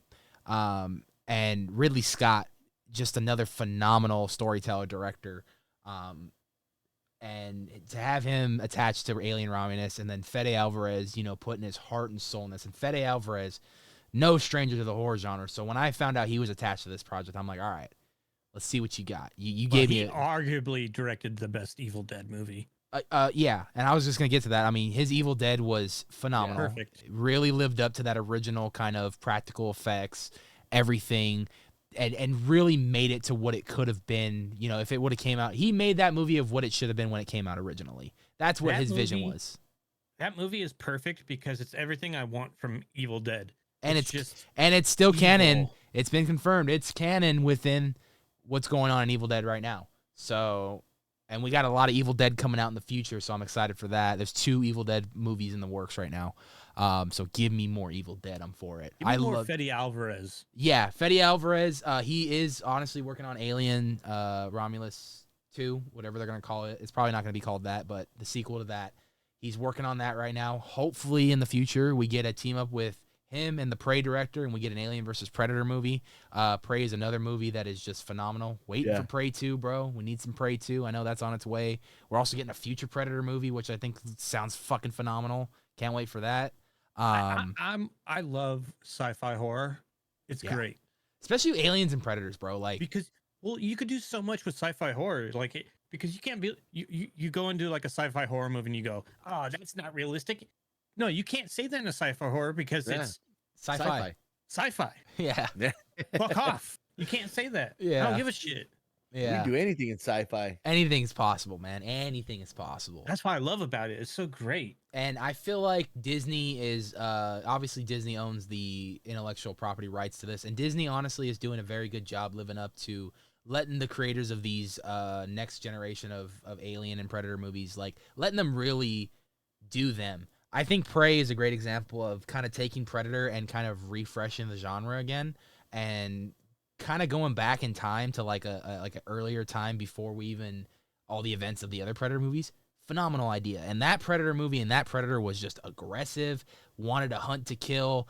It was an all-out battle. Such a great fucking film. Can't wait for Prey 2. Obviously, those mid-credit scenes of the cave drawings really kind of set that tone for what we're going to expect in Prey 2. So I love that in Prey, they link it to Predator 2 with the gun. Yeah. So, I mean, it's incredible to see, like, shit.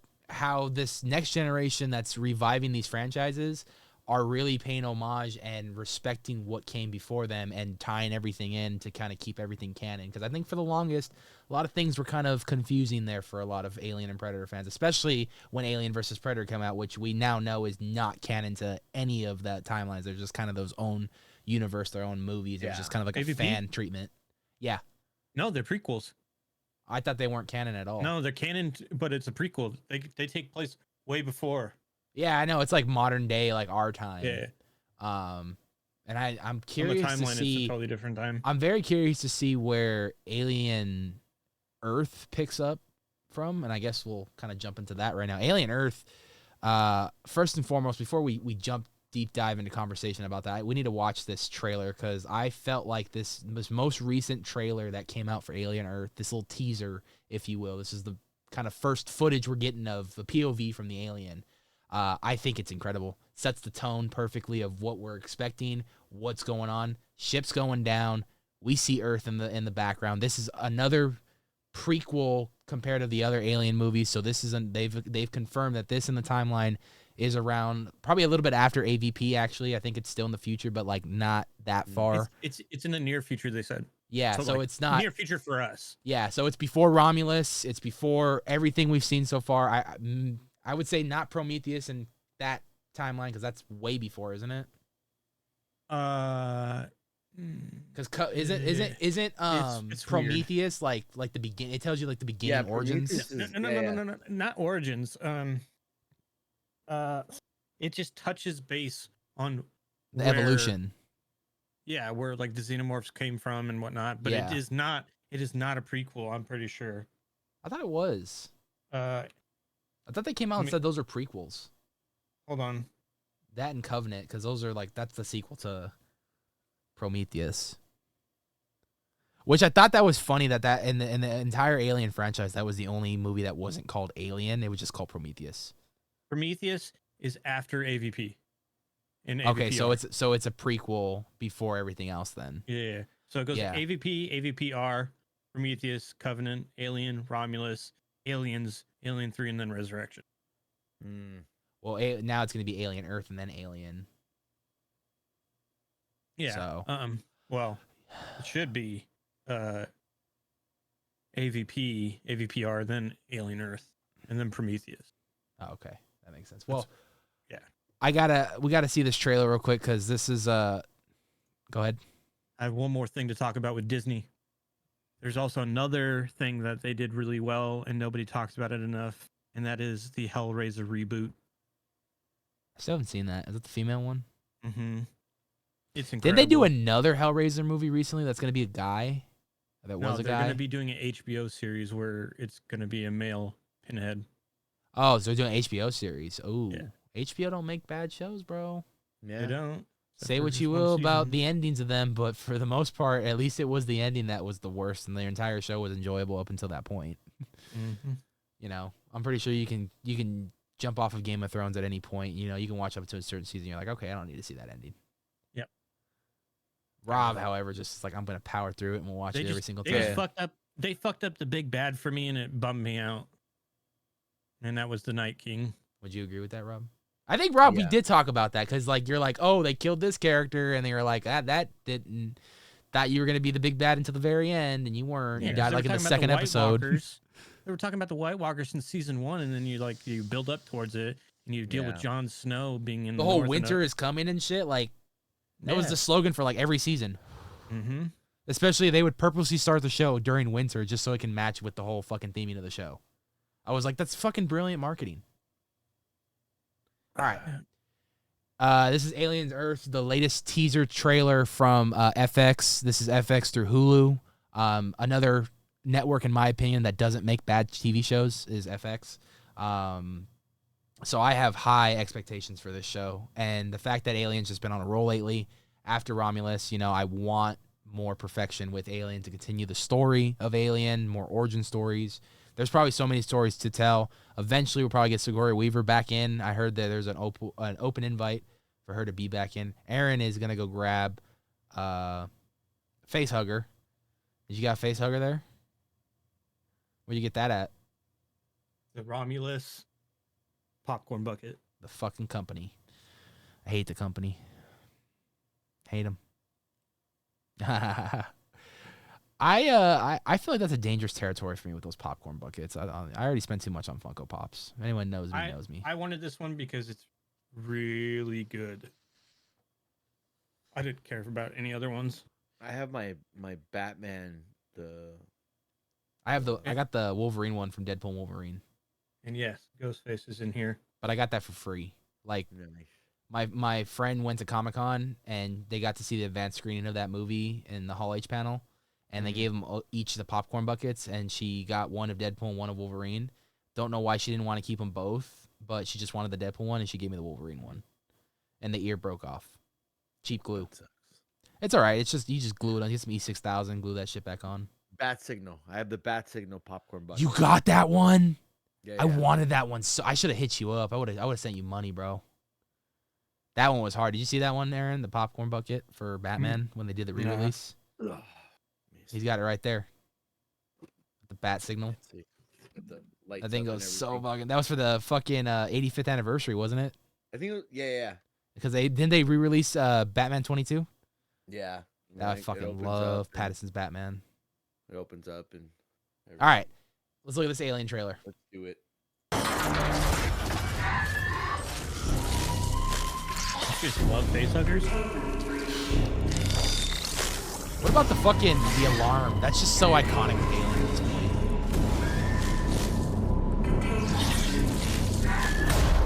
We're landing on Earth. We're crash landing on Earth at that. So, I mean, there's a lot to break down in this trailer. And it's just a tiny ass fucking trailer. It is a tiny trailer, but there's so much to break down. It's just a teaser, so. Teaser trailer at that, and there's so much to fucking break down. It's releasing this summer. I'm very excited for that. We're gonna get a summer show, something for me to watch over the summer to get me a little pumped going into haunt season. In my opinion, nothing says. Also, isn't House of Dragon coming out this summer too? Or spring? Fuck House of the Dragon. I'm watching Alien Earth, bro. Like, yeah, bro, it's not even horror. Knock that shit off. House of Dragon, bro. That's Alien Earth, bro. Yeah, What are you talking about? Nuts. Knock it off. Freaking dragons, bro. That's scary as hell, man. Aliens, fucking aliens. Those aliens, those they ride xenomorphs. dragons. Relax. Do you know what a dragon? You don't ride a xenomorph, do you? You don't. A xenomorph rides your ass. One. Xenomorph fucking gonna put fucking dragons just eggs in you, bro. Fire on the xenomorph and it's done. What if a xenomorph puts eggs inside of a dragon? Dragon xenomorph, bro. Let's get it going. Dragon these nuts. Oh shit. Yeah. Okay. First and foremost, we gotta talk about obviously the beginning of this teaser starts Facehugger in crisis as ship is going down. Alarm going off. Alarm is iconic with Alien. That specific alarm. Every Alien movie uses it for either marketing or it's in the movie somewhat in some way. I remember Romulus, I think, used it really well for marketing for their trailers. Fede Alvarez did a great job on the marketing for those trailers, and that alarm is very synonymous with the Alien franchise, I would say. But the biggest question is two big questions. Number one, what the fuck happened on this ship? Are we eventually going to get that? Are they going to tell that story like through flashbacks as the aliens are exploring Earth, as we get another group of humans facing off the aliens? Like, are we going to flashback to like what happened on the ship? That's my number one. Number two, I'm assuming, just by assumption, by the way things look, everyone on this ship is probably dead. And who's to know how many aliens are actually in that ship? Obviously, we get our first facehugger, and facehuggers are usually kind of them fresh out of the fucking egg. yeah, there's just a lot of questions going into it. And then what year are we going to be in Earth, and where are we going to land at in Earth? Where is this going to take place? I think there's a lot of questions leading up to it. It's been very mysterious of how they've been marketing it. They've been showing very little of it. This is the most footage we've seen of the show so far, and this was just literally designed for a promotional. I guarantee you this is not going to be in the show unless it's probably opening titles. That'd be really cool. But there's a lot of mystery behind what this is going to be about. Usually by now, when it comes to a marketing of an alien film, we kind of have a synopsis of what we're going to see, kind of have an idea of what's going to happen. We don't fucking know what's going on so far. And you know, there's still a lot of time for trailers to release and more marketing to come out. Depending on when, I can imagine this being a big highlight for Comic-Con, depending on when it comes out. If it comes out in July, I can see it being advertised a lot over Comic-Con, especially with FX and FX being no stranger to Comic-Con. Well, last November, FX gave a description on the show. If you want me to read it. What do we got? It says, when a mysterious space vessel crash lands on Earth, a young woman and a ragtag group of tactical soldiers make a fateful discovery that puts them face to face with planet's greatest threat in the sci-fi horror series Alien Earth. Looks like they're kind of... Yeah. Go ahead. As members of the crash recovery crew search for survivors among the wreckage, they encounter mysterious predatory life forms more terrifying than they could have ever imagined. With this new threat unlocked, the crew must fight for survival, and what they choose to do with this discovery could change planet Earth as they know it. I'm willing to bet within that ship they're going to find a fucking pulse rifle, and I hope to fucking God they do. We're going to touch on that with Alien Romulus, and this is something I really liked, but also Timothy Oliphant's going to be in the show. Oh. I mean, let's look. I mean, you look at fucking Fargo, bro. He was great in Fargo. He was great in Fargo. Dreamcatcher? Is that the Stephen King one? The alien one, yeah. With fucking Tom Jane and Jason Lee. Dude, okay. Hayes showed me that movie for the first time last year. I immediately fell in love with it after I watched it. So I am Duddits. Yep, Duddits is the man. And that's fucking Donnie Wahlberg. That's nuts. I saw that movie in the theater. It's sad, bro. It really is. It's fucking sad, bro. It's more than just an alien. That shit's sad. Like, I'm over here like, Duddits, that's my homie, bro. I'd be bringing him everywhere with me. Like, come on, bro. You got some magic in you. But the fact that go they win all the get lottery. like superpowers and stuff. Yeah, bro. Let's go win the lottery. I know you got that kind of power. Get the fuck out of here. He was also in Mandalorian. He was also in Once Upon a Time in Hollywood. Timothy Oliphant. Great. He's great actor. That's going to be good. I get him and Josh Duhamel confused. A lot of people do. Yeah, I think he's even brought it up in an interview. Which, because he was I think was Timothy in The Crazies? Or was that Josh? See. Might have been Josh. Nope, Timothy. It was Timothy. Yeah, I do like that. I like that movie too. That's a good movie. Wasn't he the killer in Scream 2? Yes. He was. And I rewatched that movie, and oh my God, is that movie bad? I told you that like a year ago, and you were like, "No, it's not that bad." I'm like, "It's terrible." That movie's terrible. It's fucking horrible. Oh, hold on. I think it's enjoyably bad. I like it. I will agree. I will watch that movie. It's not Halloween For the Ends. kills. Oh, nothing. Yeah, it's not Halloween Ends. No, you got to compare something very terrible to Halloween Ends. I'll watch The Room 5 times in a row over Halloween Ends. I'll laugh my ass off. What is the movie called with CM Punk?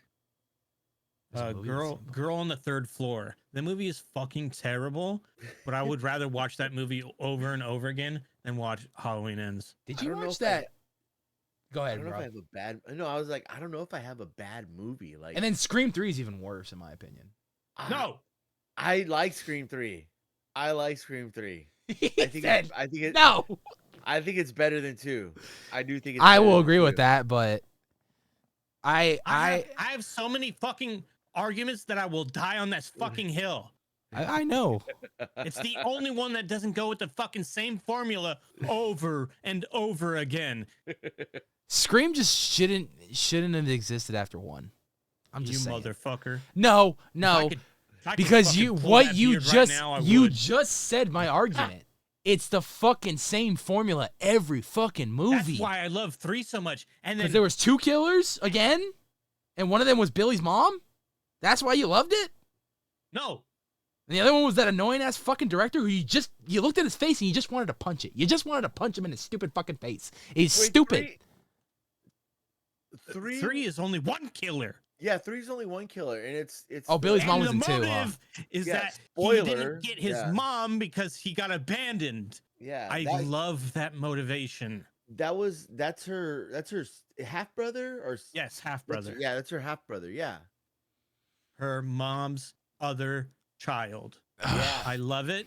The That's only deep, thing that I bro. will say that's bad about the movie is that it's being too fucking meta.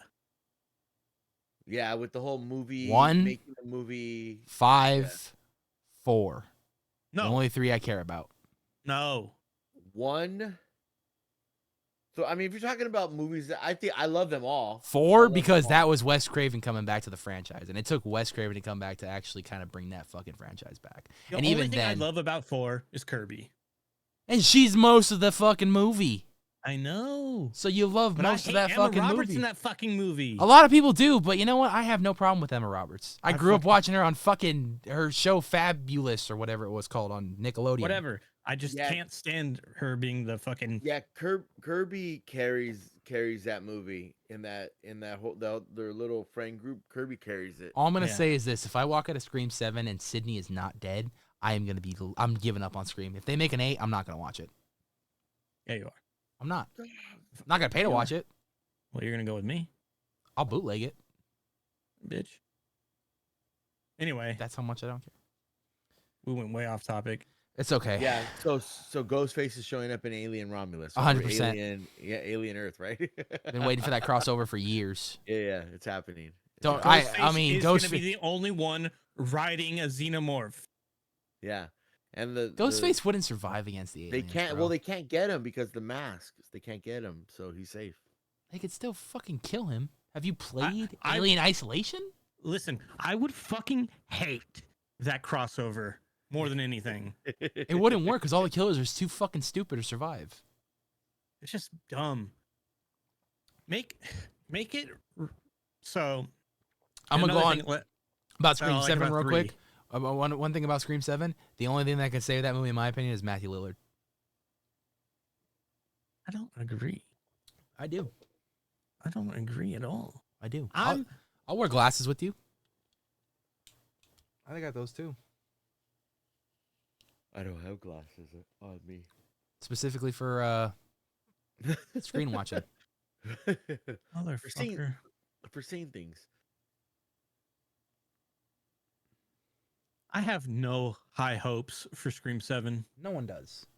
That movie was fucking doomed after they fucking fired the 2 fucking stars of the film. Yeah. Well, I they am only fired one. The other one stepped. They Stepped- walked. Let's be stepped honest, she away, fucking yeah. stepped away because the other one stepped away. Or the other one got fired. That's Yeah, why she left. absolutely. Absolutely. Yeah. Everyone knows that. But Yeah. Yeah. my thing is like you had to call fucking Nev Campbell back because your fucking movie's failing. Like, it's what just was- bullshit? I'm curious to see what the original script for Scream 7 would have been compared to what the Scream 7 we're gonna get. That's what I want to know. Like, what's that Because, original like- script had carry? Like, what was gonna Because- happen? Because I absolutely love 6. I got Except one, for the ending. I got one problem with 5, and everyone knows it. 5. Wait, which one's which? I'm trying. 6 is in New York. I hated that one. I love that one because of the tone. It's so It's so- predictable, though. It's so dark. Which The one is killers the are one so predictable, though. with the They're all knives? predictable in everyone except for 3. Which one's the one with the knives? And then they 5, and That's that was 5. Dewey, and I fucking yeah, think yeah, that kill is yeah. bullshit. Yeah, that was a whack. That's kill. 5. You can't convince me that little ass girl did that shit. You just can't. That was a whack kill. It was a stunt guy. It Dewey deserved better. It was a stunt guy. was a fucking Somebody stunt else. guy. It was. It wasn't. No. That bitch had to Wait, be in surprise, stilts, surprise, bro. surprise. You're right, Tony. Surprise, surprise. In 7, Officer Dewey comes back as the killer. That'd be amazing. That'd be meta. I'd So, fucking laugh at the franchise. you I'd be go. like, this franchise just went to There you fucking go. shit. I just witnessed There you it. go. And then he God, that would be a yells, and then- fucking terrible idea. It would. And he yells. He just says, My I would- idea. I would is laugh. way better. I would laugh so. Evil The theater would be dies so tonight. quiet. Listen, evil dies tonight. Yep. The Evil theater would be so quiet, and you just hear my loud ass laughing so hard that reveal just happened. Listen, my idea would be brilliant. What you got? I told you 2 weeks ago. Remember how Melissa Barrera would be the killer Oh and yeah. Jenna Ortega would be the final girl? Yeah. Because like the way she was going down that path anyway. You see her in Yeah. 5 just stabbing the shit out of Jack Quaid, and then in 6 she puts on the whole fucking costume. No, and she goes, she's got it in her blood. Let's be honest. Yeah. We know who her dad is. Yeah. That's the only way they brought him back. That's the only way. That's the only reason he's still relevant today is because he made a ghost cameo appearance in these movies. well, he was Jughead's dad in Riverdale. That's the only reason he's still relevant today is because he made a cameo appearance in these 2 movies as a ghost. No, Riverdale's like popular with like those younger Scream's crowd. bigger. I'll argue The- that Scream Scream fan base is way bigger. Scream as a franchise is bigger to us. I would say I'll go on record and say that they're bigger than No, because no, Scream hold on. spans since the No. 90s, bro. You have multiple generations invested. Okay, but Scream is only popular now because of the Wednesday. Jenna Ortega. Jenna Ortega, yeah. My wife, she doesn't know yet. Here Scream first. is only popular with the younger kids now because of her. Still and popular. Her being in the movie. No, but it's barely like gaining popularity. Let me 'cause if ask you this though: what drew you to Yeah, the go. original Scream? Wait, what? What was the reason that drew you to the original Scream? What drew me to the original Scream? Was it Nev Campbell? It wasn't Nev Campbell. Don't lie to me. It Don't wasn't fucking Nev lie to Campbell. me. What kept I'll him tell you- coming back? It kept me coming back. I'll tell you this right now. I didn't see the first Scream. I saw the second Scream first. And then my uncle, because I wasn't allowed to watch scary movies. You sound like my dad when he watches Yeah, a TV show and he watches it like the 3rd season, and then he'll No, just no. I'm like, you don't even know. So I wasn't allowed to watch scary movies growing up. There you go. I have my cup from the movie theater over there from when I went to go see Scream. I also have the popcorn bucket too. I didn't get the popcorn bucket. Damn it. I don't think I have anything screaming here. To be honest with you. My That's because you don't like it. Yeah, my mom Never said that. She didn't let me watch scary movies. So I went down my uncle's house, and he was like, "Hey, I want to go see Scream 2. Let's Ew. go see it." So I was just like, "All right, let's go." So then we went and saw Scream 2, and I was like, "Dude, this movie's dope." He's like, "Do you want it? We'll go to Blockbuster and rent the first one." Blockbuster, So I was just like, "Yeah." So we went to Blockbuster, rented the first Scream, watched it, and I was like, "These movies are awesome. They were hilarious." That was like my first this is like the slasher movie. I mean, I remember watching like Nightmare on Elm Street, but I was too young to like kind of process what was going on. I just was like, "Oh, it's scary," but Scream was where I was like, "Oh yeah, these movies are dope." I think the worst decision they ever made in Scream, in my opinion, was killing off Randy. Oh, absolutely. If Randy Yeah. was still around today, bro, it'd be so fucking cool because he could go deep dive into like reboots, remakes, and all that But shit. they needed to kill someone like Not They should've Randy. killed Dewey. They should have killed Dewey early. No, bro. I like Dewey too. Kill Courtney. No, man. Kill Courtney. Kill You Courtney. didn't Get Courtney have out of that here. attachment to Dewey by Scream 2. You did not have that attachment. I promise. You got that attachment in Scream 4. I promise you that's when you got your attachment to him. And if he died in Scream 2, the way they made it seem like I liked that him would've in been way Scream better. fucking 1. I mean, they should have done that too. I mean, like in Scream 1, he was likable. I fucking thought like he was that character where like no one in high school he was probably picked on, but now he's a cop and he's still kind of getting picked on by his sister. But then he goes through all this fucking tragedy within like a week's time, it seems like. Maybe a couple days actually.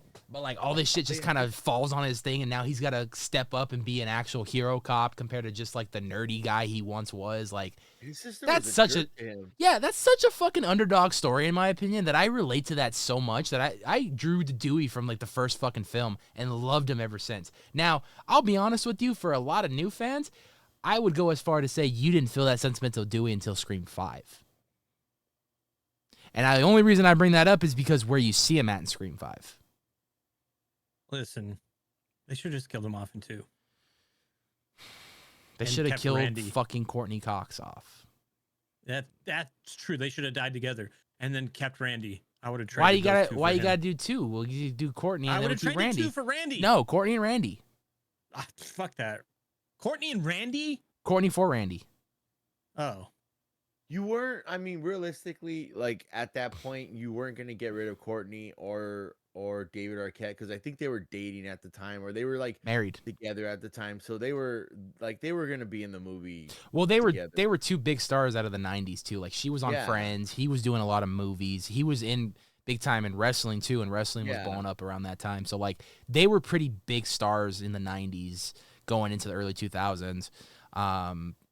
I would go as far to say though that it's this franchise that's kept their careers alive, in my opinion. oh, absolutely. For Courtney, she's got two things to fall on. It's Scream and Friends, because I'm pretty sure she's Yeah. making a fuck ton of residuals off Friends. But these franchise, I would say this franchise more than anything, I would feel like if she's not known for Friends, she's known for Scream. Oh, absolutely. Because I know that, and I only know this because it's my sister, but I know like a much newer generation has started watching Friends, and Friends has made a major revitalization. So like I know there's a new fan base for that, but there's also a new fan base for Scream. Yeah. So I don't know. You weren't gonna get rid of either of them. I just wish Randy was here to be with his niece and nephew to see what like they would talk about as like a group and like them arguing over like movies and shit. Like no, Yeah. that's not what it was. You got it all wrong. This is how it actually is. Like I could see them doing shit like that. Yeah. I'm glad the niece and nephew are still alive. I think it just The got nephew shouldn't be alive. shouldn't, but he still is. He's But got plot armor like crazy. yeah, for real, bro. This guy's just on a whole nother level, bro. And I think he's been confirmed to return for 7. I think so far it's him, Nev, Courtney. He is. Mason Gooding is coming back. And I think his sister, which is the niece, is returning as well. You know what? The cast is but this It's goes solid. back. It's This goes back to solid. what I said though. They had to do that because of how much of a fucking disaster this movie was even before production started. yeah. Like they had to pull out every stop just to fucking make sure that this movie makes money. At this point, sad to say, I feel like this movie's just gonna be a cash grab at this point because of the fact that it Yeah, was I such a think so. disaster. You know, like don't be surprised if this movie is like a Halloween Ends. Just saying. I see. I I'm going- hate to say Yeah. that, and I don't think it's gonna follow the same formula of like having Ghostface in the movie for like 10 minutes. But I'm just saying, don't be surprised if the plot's similar. I'm gonna go opposite of you and say that this is gonna be one of the better Screams because of all the drama behind it. Like they have to put out a good movie because I'm pretty sure they have plans for another. I think another Scream, don't I they? hope not. Hope 7 is it. No, it's got to go. This What is else? What else can you do in this franchise? Listen, Dab. the way they set up 6 is how they should have went through it. Instead of doing that dog shit ending. Dude, Make it about a super fan that just wants to fucking kill people. did you just say Stab? I did say stab. That's the movie within the movie. Yes. It is. I just got meta. You Just got did. meta. You got a little meta there, buddy. No, I mean, When is Knights of Horror gonna get a cameo in a fucking Scream movie? I'll be a podcaster talking about stab movies. they When are they already- gonna hire me to be Ghostface? How's your stunt work? I don't know. I'll fucking take a fucking chair to the head. I don't think. Who do you think this is fucking professional wrestling? No, those don't actually hit them in the head. They ain't gonna be fucking hitting you in the bullshit, bro. Look in the Chris Benoit case, bro. Father of Was the year it- or what? It wasn't steroids, I'll tell you that. Father of the year or what? He was a father, not of the year though. He was a father for a few Anyway, speaking of Scream, I thought this was Aaron's not gonna like this news because I know Aaron doesn't like this. Maybe Rob will like it though. Scary Movie is back, baby, and we're not talking this shitty sequel bullshit. We're talking Wayne's Brothers comedy, fucking greatness. Yeah, I knew. See, Aaron doesn't like Scary Movie, especially Scary Movie 1 because it makes fun of Scream. Well, the funny thing is that Scary Movie was the original title for Scream. Yes, I know that. And then they thought And it it's was just a nice fucking- to take it because it was available. So, you know. To die. That was a Wes Craven To thing, die. though. Wes Craven didn't want it to be called Scary Movie. Or Yeah, no, I know. was it Wes Craven or the Weinsteins? I forget. Anyway, cares? yeah. New reboot coming, Scream 6, June 12th, 2026. The Wayans brothers are back, and they're going to be writing the script. I thoroughly enjoyed the first two Scary Movie. Hey, shut up, okay? I thoroughly enjoyed the first two, okay? They are fucking hilarious. They're great. Pretty funny. 3 wasn't bad. 4, and it started going downhill after 4. But it's because of the All Wayans right, brothers. wrap it up. Wayans brothers, man, they're fucking hilarious. And Marlon just came out and said he'd be willing to do more sequels to other of his movies. And one of them he brought up was Don't Be a Menace. And I was like, please, for the love of God, do a fucking sequel to that movie, dude. Please do a fucking sequel to that movie. We need it in a time more than ever. Where comedy is so censored, we need something so uncensored.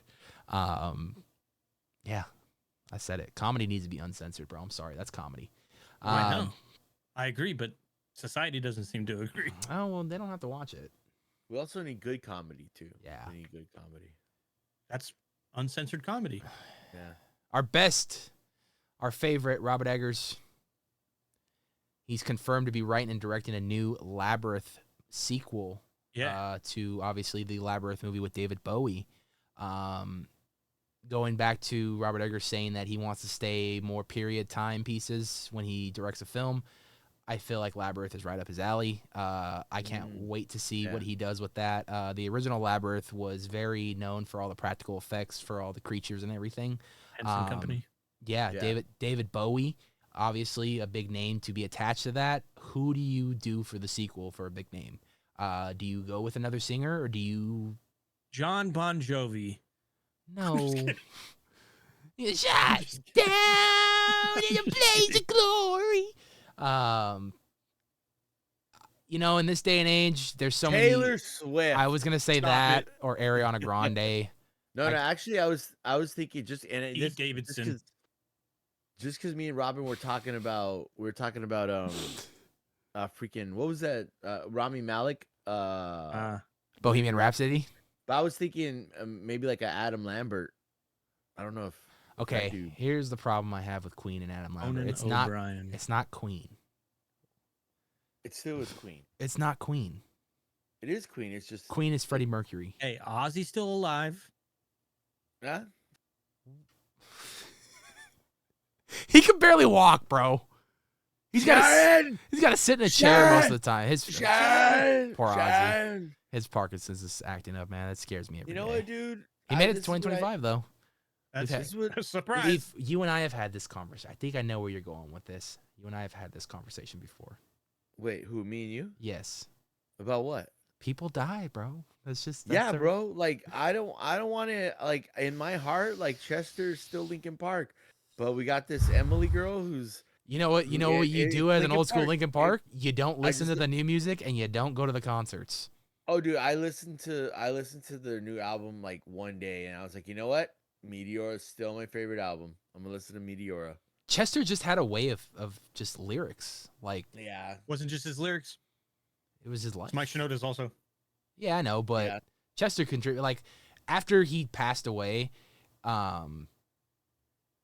his lyrics made a lot more sense to what he was truly going through. And I feel like a lot of people can relate more to that more than ever, especially after his passing. I'll say this, that their last album they did, I think it was called One More Light. I didn't like the album when it came out, but then after he passed away, it was like I loved the album. It was just, I don't know, it was really weird. But yeah, man, I mean, what can you do, right? Yeah. But back to my point is that people in bands can be changed out, especially if there's a death. Then that's more forgiving why they got changed out. So it don't mean they're gonna sound the same. No. But Queen is still Queen. It's just no. It's not Queen in my eyes. It's not Queen in my heart. I will argue one band will sound the same. Ooh. If Corey Taylor steps down from Slipknot, his son can replace him because he sounds exactly the fucking same. Okay, but that's someone who's literally the fucking offspring of the original person. The chances of that happening? Adam Lambert is not Freddie Mercury's son. Oh, I'm just talking about Slipknot. That's different. Like, I approve of the fact that Jacob Knowles is now the lead singer for his dad in Sublime. Like, and I got to see them at No Values, and it sounded fucking amazing. Like, he sounds just like his dad, and I'm just like, holy shit, Sublime is back. Like, Sublime maybe making a comeback with new music, with just no Rome, just Sublime, and I'm like, yes, let's make it happen. But there are certain exceptions. I understand that, but I'm like, with Adam Lambert, I'm like, he's not related to anybody. I think he got his fame from American Idol. I've seen on YouTube like what he sounds like singing Queen songs. Not a fan of it. Like, I don't like the way he sounds singing certain Queen songs. Like, Freddie Mercury to me just had that iconic voice. Like, when you listen to a Queen song, you know it's Queen because it's Freddie singing, you know? Like, Freddie's voice was second to none, and I think a lot of people agree with that. I've talked to people who are diehard Queen fans and have seen Queen with Adam Lambert. They said it's a good experience, but they always say it's not Freddie, though. Obviously. All right. I want to talk to you guys about Lord and Savior? Chris Landon. Christopher Landon. You know Christopher Landon? You aware of his work? I think you are. I think you've all seen his work. Freaky. Oh, Happy Death Day. I want to see his new movie. The new movie, Drop. Oh yeah, we're gonna watch. I have that. Hold on, wait. I wrote that down. I'm here, actually right? really excited for this movie. On my notes. We're gonna watch the trailer together because I think this is such a great concept for a movie. Christopher Landon, you know, he does Freaky. That's his Freaky Friday. He does Happy Death Day. That's his Groundhog Day. Now he's doing this movie Drop. Those two movies had a little bit of comedy sprinkled in them. If we're all being, you know, a little honest about that, which wasn't bad. I think it was. Those movies are both fantastic. You know, if you loved Freaky Friday as a kid, you're gonna love Freaky as an adult. If you loved fucking Groundhog Day as a kid, you're gonna love Happy Death Day as an adult. Like, wait, which Freaky Friday? Because there was the Lohan Freaky Friday, right? Lohan version. Well, then there's the there's the original, yes, but anyone that's our age knows the Lohan's like the best one.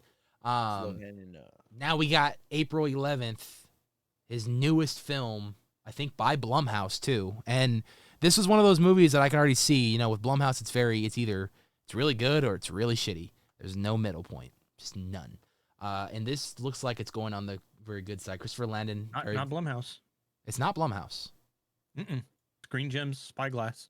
Oh, there you go. Green Gems. Everybody's getting in the horror game now. All right, let's take a look at this trailer. Everybody's getting in the horror game, dude. Everybody wants a piece of it. Experience. I don't think she could have held herself up by that cloth. Oh yeah. She didn't seem like she had the forearm strength to do that. Yeah, you know. That's just that. That looks incredible, by the way. I think that it's going to be an interesting twist and turn of events. Why this guy needs to want this other guy killed. I mean, if you look the way he's dressed, he just looked like he came from somewhere shady. It could be Jigsaw. Jigsaw could be back, and oh, he wants to play a game. Yeah, he wants to play a game. Let's play a game. Do another movie like Spiral. Yeah. Oh, so that movie's distributed by Universal and Blumhouse. Gotcha. I was gonna say, damn. Well, I think I definitely gonna add that one to the list to watch because that one looks, you know, Christopher Landon can't disappoint, man. That looks pretty good. I'm looking forward to that. I can't wait to see what the twist of that movie is, to see who the killer is. Can we talk about how the killer just fucking absolutely bodies the fucking babysitter against the mirror? I'm just like, holy shit, this motherfucker's he's fucking strong, bro. It's got to be a fucking wrestler, right? It's got to be Batista. It's got to be Batista, bro. You know, he's toned down a lot, so. Yeah, he's slimmed down quite a bit. Yeah.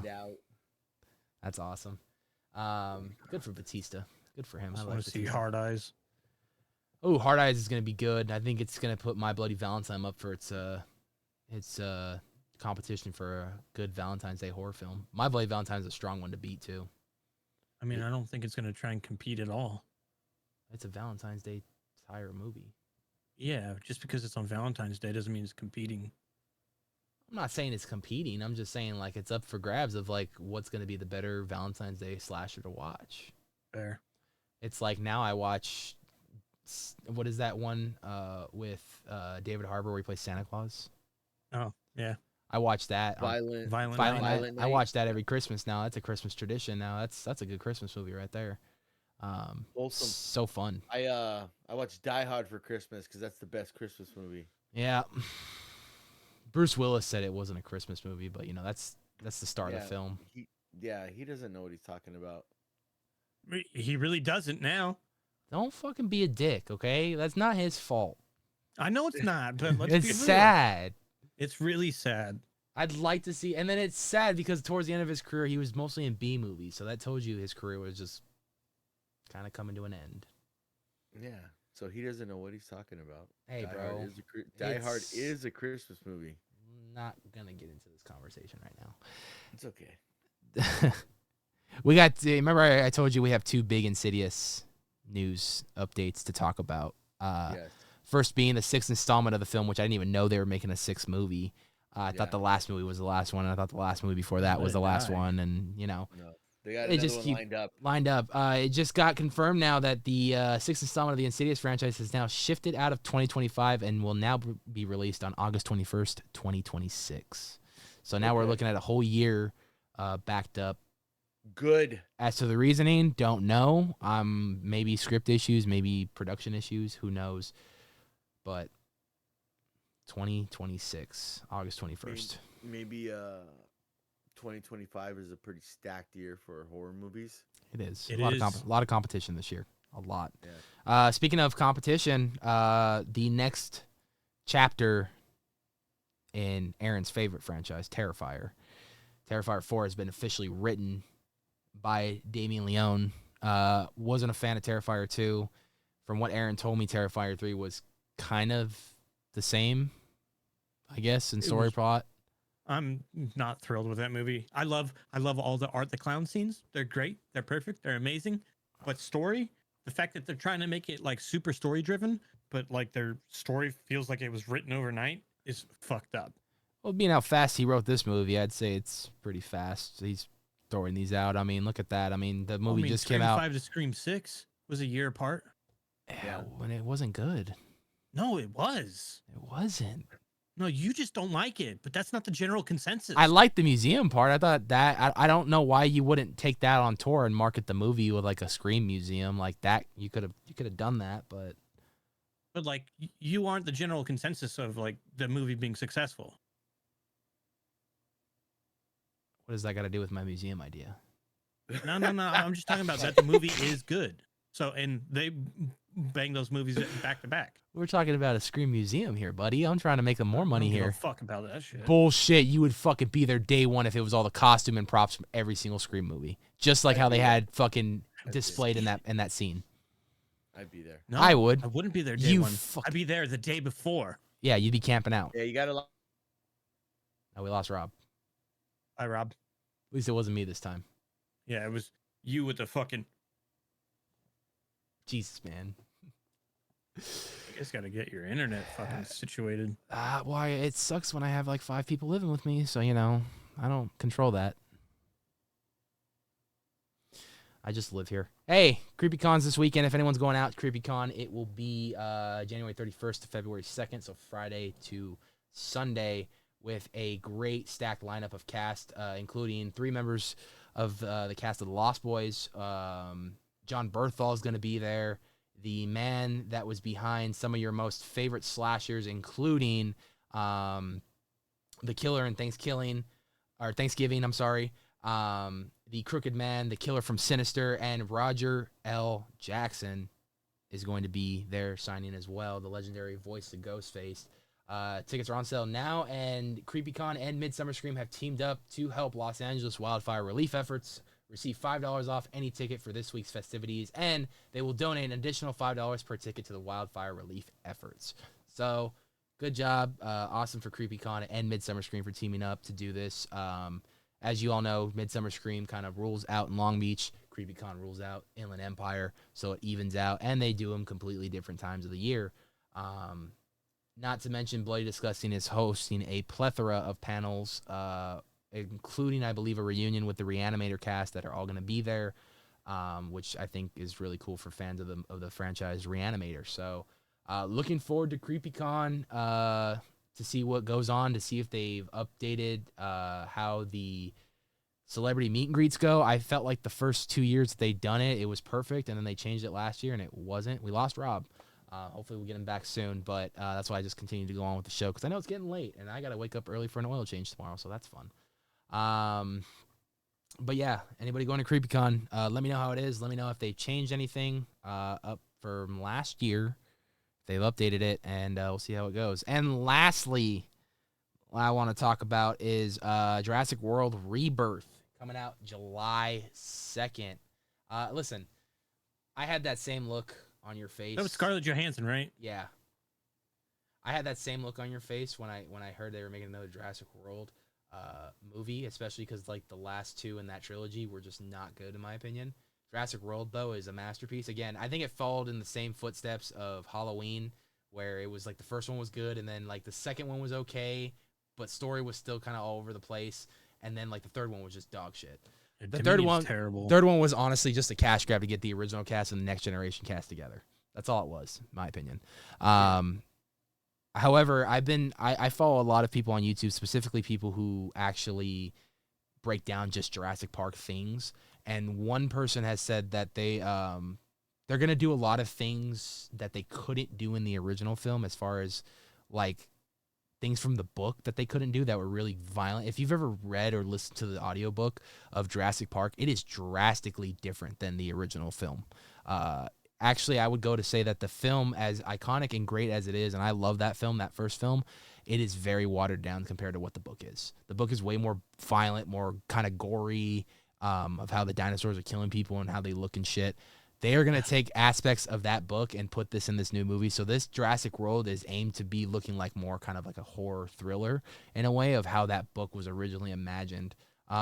Curious to see where they go. I'm also curious to see why they kept the Jurassic World name. I guess that's just the branding of the franchise now. So, I don't know. We'll see. July 2nd. Again, the last two kind of left that sour taste in my mouth. So, you know, I mean, I remember the excitement of going to see the first Jurassic World when it came out, and just remember that movie making $1 billion, bro. Like that was nuts. Showed you how much hype Jurassic Park still had. Yeah. So I remember going to see that in IMAX, bro. It was so amazing. Yeah, just that first one. So that was just the first one too, yeah. Computer died. Oh, we got Rob on the chat. His computer died. It's okay, Rob. I think we're gonna pretty much be wrapping up pretty soon here, because I'm pretty much out of news. But Aaron, what were you gonna say? There's a huge list of horror movies this year. Huge list. It's way bigger than I anticipated. It's a lot. There's a lot coming out this year. A lot. You got Saw 11. I'm excited for that. Bride looks Black fucking Phone amazing. 2. Nah, I don't really care for that too much. I don't know how you do that. Yes. Greenboat. If you like those like weird, goofy horror movies, like is that Winnie the Pooh, yeah, okay, it's Mickey. The people that run Escape Games got the rights to do a Screamboat escape room. That's sick. They're working with them side by side. They actually got David Howard Thornton to film some stuff exclusively for the escape room. That's sick, actually. And you got Megan 2. I didn't like Megan 1 all that much. Watch Unrated. Yeah, a lot of people keep telling me that. Watch Unrated. It's way better. There's a movie called Hell of a Summer coming out. Hard Eyes. Hell of a Summer. That's the one Finn Wolfhard's directing. Yeah, he's also starring in it. Yeah. You got Five Nights at Freddy's 2, Hard Eyes, 28 Years Later.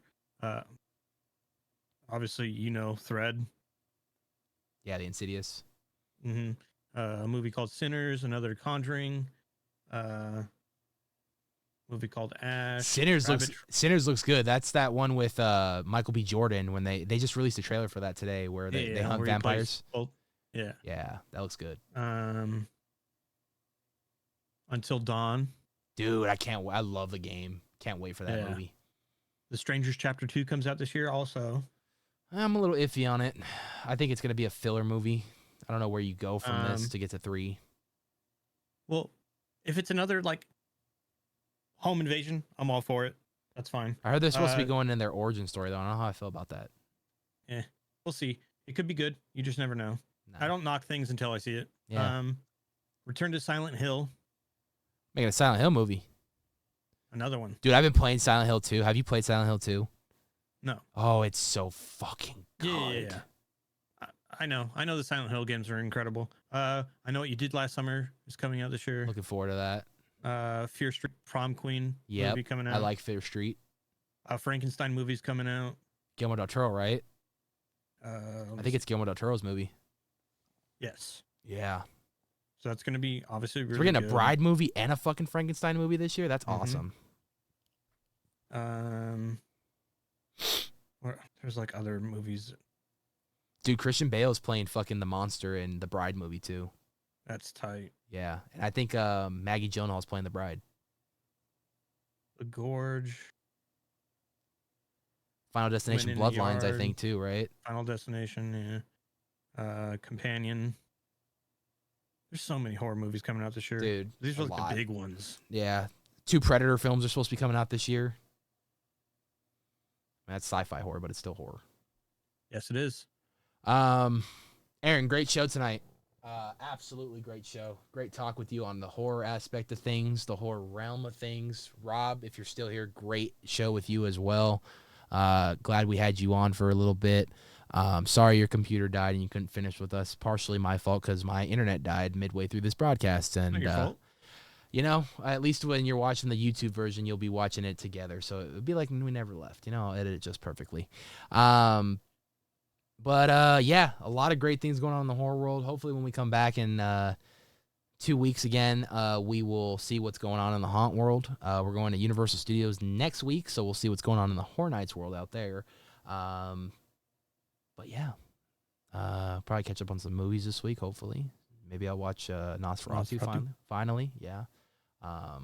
See what else is up there. So, any last words before we sign off? There's another movie you need to see. You haven't seen. Fuck. Wolfman. I don't know. Huh? I want to see Wolfman. Me too, but like another one we just talked about that you haven't seen. I don't know. I don't remember. Oh well. If you do, just shoot me a text. You can let me know now. Fucking, oh yeah, I gotta watch that. Great episode though. I think we had a lot of fun, like a good conversation. But until next time, next week we got Dark Harbor Takeover starting up. That's gonna be a lot of fun. Frightful Film Club 28 weeks later next week. Trying a new method out, so hopefully that works for us. What else we got coming up that I've announced? Hopefully I don't announce too much. I got a lot of other projects in the works. Yeah, I'll just keep it with those for now. Potential gaming stream next week, maybe, if I'm feeling up to it. Maybe story-driven game, I don't know. I have this one game on the PS5 I've been trying to play. It's about UFOs and aliens. So, it's like Case File something. Reminded me of the movie Signs. Oh, yeah. Yeah, Signs is good. But until nothing else more, if you guys, thank you guys for joining us. Hope you guys enjoyed today's programming, and we will see you guys next time for another Nights of Horror live stream. Stay spooky.